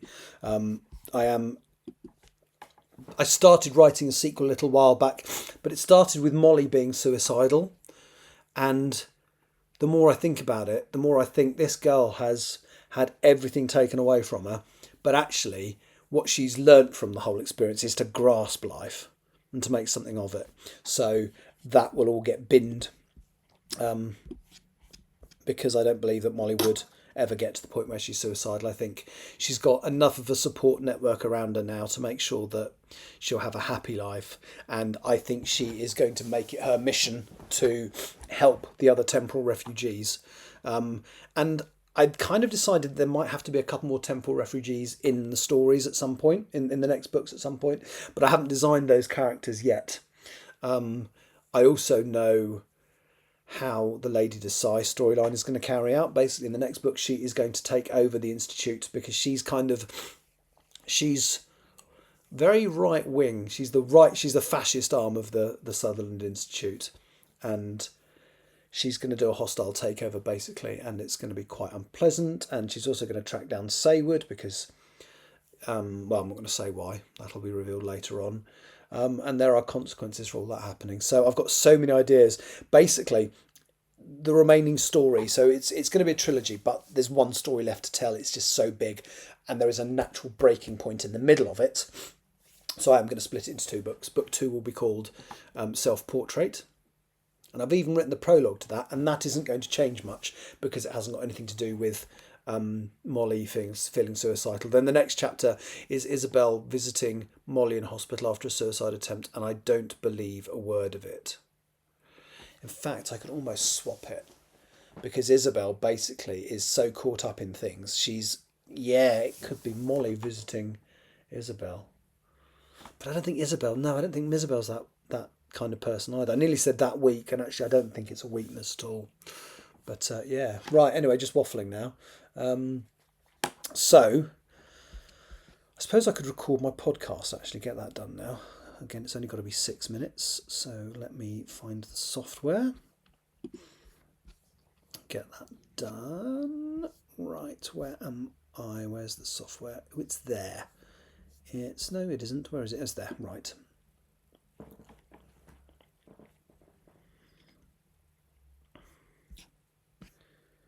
Okay, and let's just hurry up. Oh, there we go. Right. Okay, so it is. Oh, the watch has gone on my. So the battery's gone on my watch, but it's Saturday the 22nd, and I also need to know the date in a few days' time. I don't want to know what's new in calendar. Thank you very much. Right, that's tedious. Why is it doing that? Anyway, so it's 22nd today. 27th. Right. Hello, today is... I'm going to start again because that didn't work because I was looking in the wrong place. Hello, today is Saturday the 22nd of March 2025 and you are listening to the Diary of a Wannabe Writer. We are 2 hours and 47 minutes into a live stream in which I did what I was hoping I would do. So I can proudly say I have signed off the fifth draft of Still Life. So I read through the 5 remaining chapters last night, made any minor corrections I wanted to make out, and then this morning I printed them all off. I have them in my hands. Not that this podcast is a visual medium, so you can't see that, but I have them in my hand, and I'd kind of decided that, given that once I've been reading for a long time, I start to struggle to read out loud.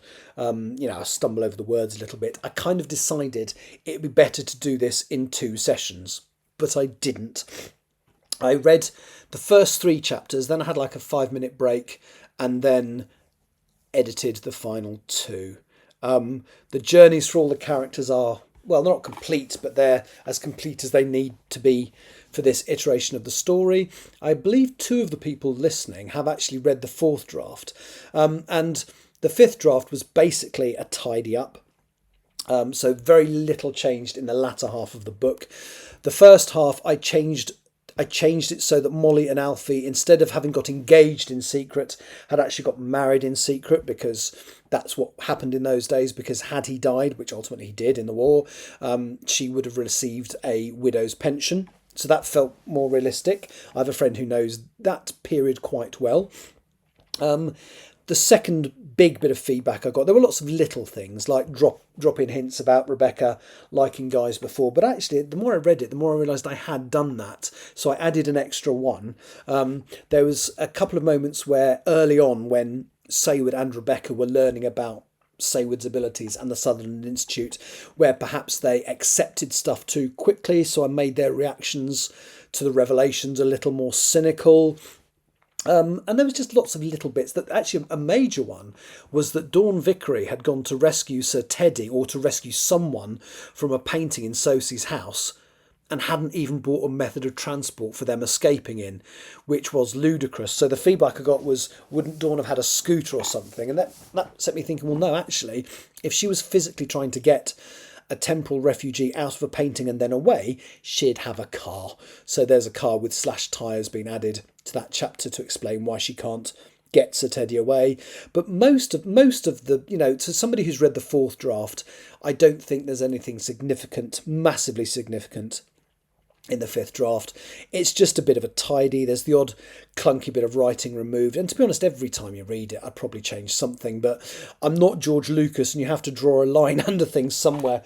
So my plan now, I'm not going to do it as part of my live stream, but my plan now is to knit the chapters back together to make one document, to format it in a way that I can then get it sent to me as a physical book, printed through Kindle Direct Publishing, because they will do physical books, and get this sent to me so I can just read it, make sure there's nothing glaringly obvious. But basically I want to read it all in one, well, not all in one go, but quickly, just to make sure that it stands up as a piece of entertainment.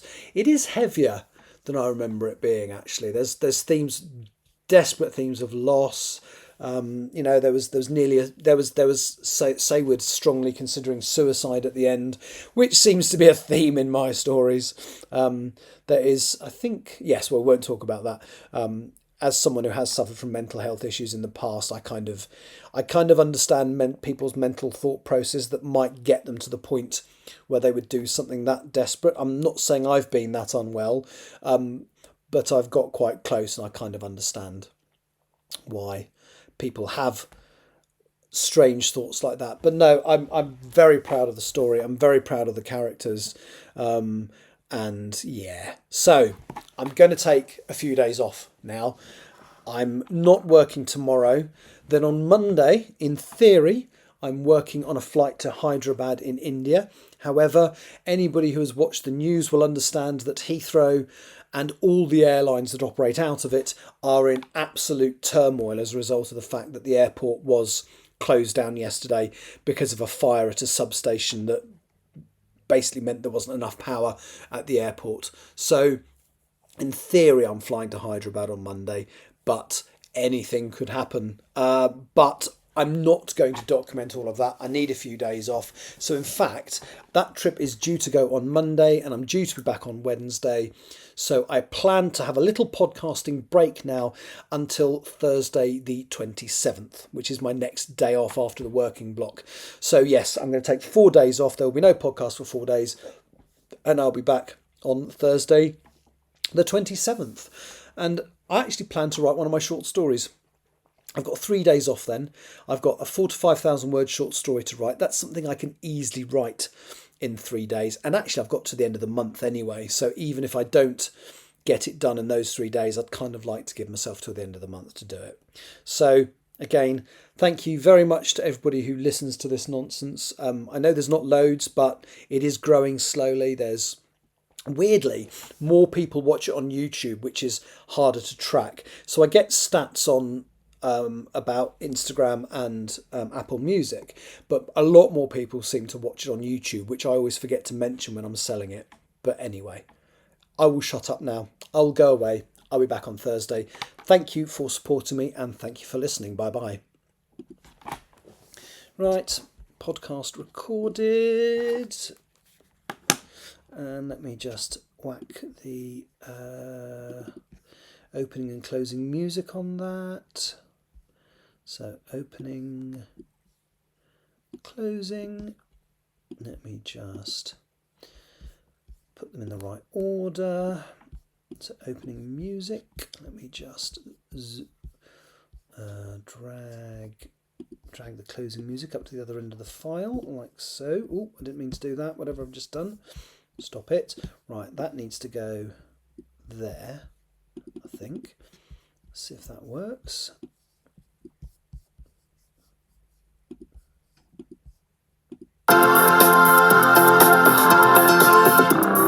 Hello, today is Saturday. That cuts in a little bit early, so let's just drag it back another few seconds.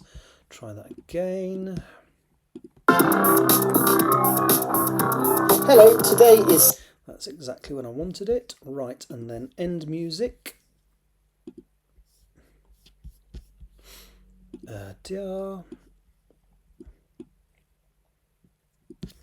Yeah, so I've now got to decide when I'm going to write the sequels. As I say, I did start, but a lot of material I used...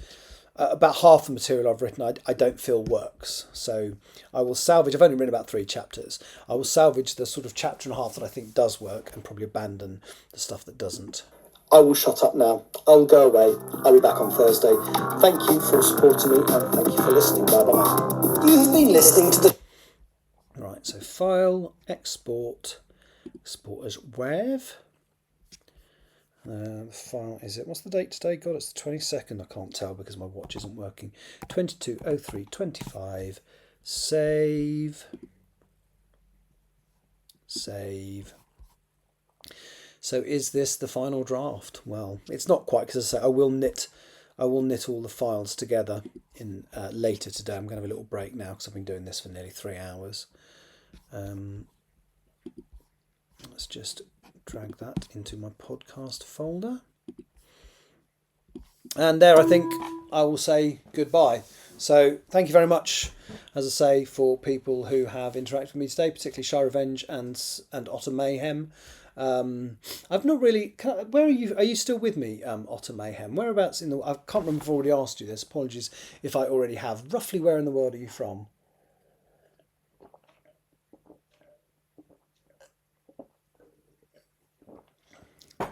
If you're still with me, and if you don't mind answering a question like that, then I am genuinely going to go. Right. But you might not still be with me, so I shall just quickly schedule the podcast. And here too, you didn't... I'm on the northeast coast across in the US. Northeast. Oh, okay. So you're 5 hours behind me. So the time is what, 9:37 a.m. where you are? Northeast, yeah. Feels about right. Excellent. Close. 10. 10? Oh. Oh, have you just changed? So 10:47, 10:37. Oh. So have you just gone to daylight or finished daylight savings time or something like that? Is that the reason? Or have you gone to daylight savings time recently? Because it's normally 5 hours, unless there's another time zone that I don't know about that's further east. I'm going to look on a map now. I believe it already happened. Right, and we do it next week because there's normally 5 hours between us, but this week there's 4. That makes sense. So if you've just gone to daylight savings time, we go to it next week. That makes perfect sense though. Okay, just try to work it out in my head. All right, anyway, thank you so much for watching. I am going to go now. And I will be back. I won't be doing any live streams for the next few days either. Probably come back again at some point around the 27th. Thank you so much for watching. Thank you for support. Cheers, guys. Much appreciated. Bye-bye. He said, not pressing the button correctly. I'll do it again. Thank you for watching. Goodbye.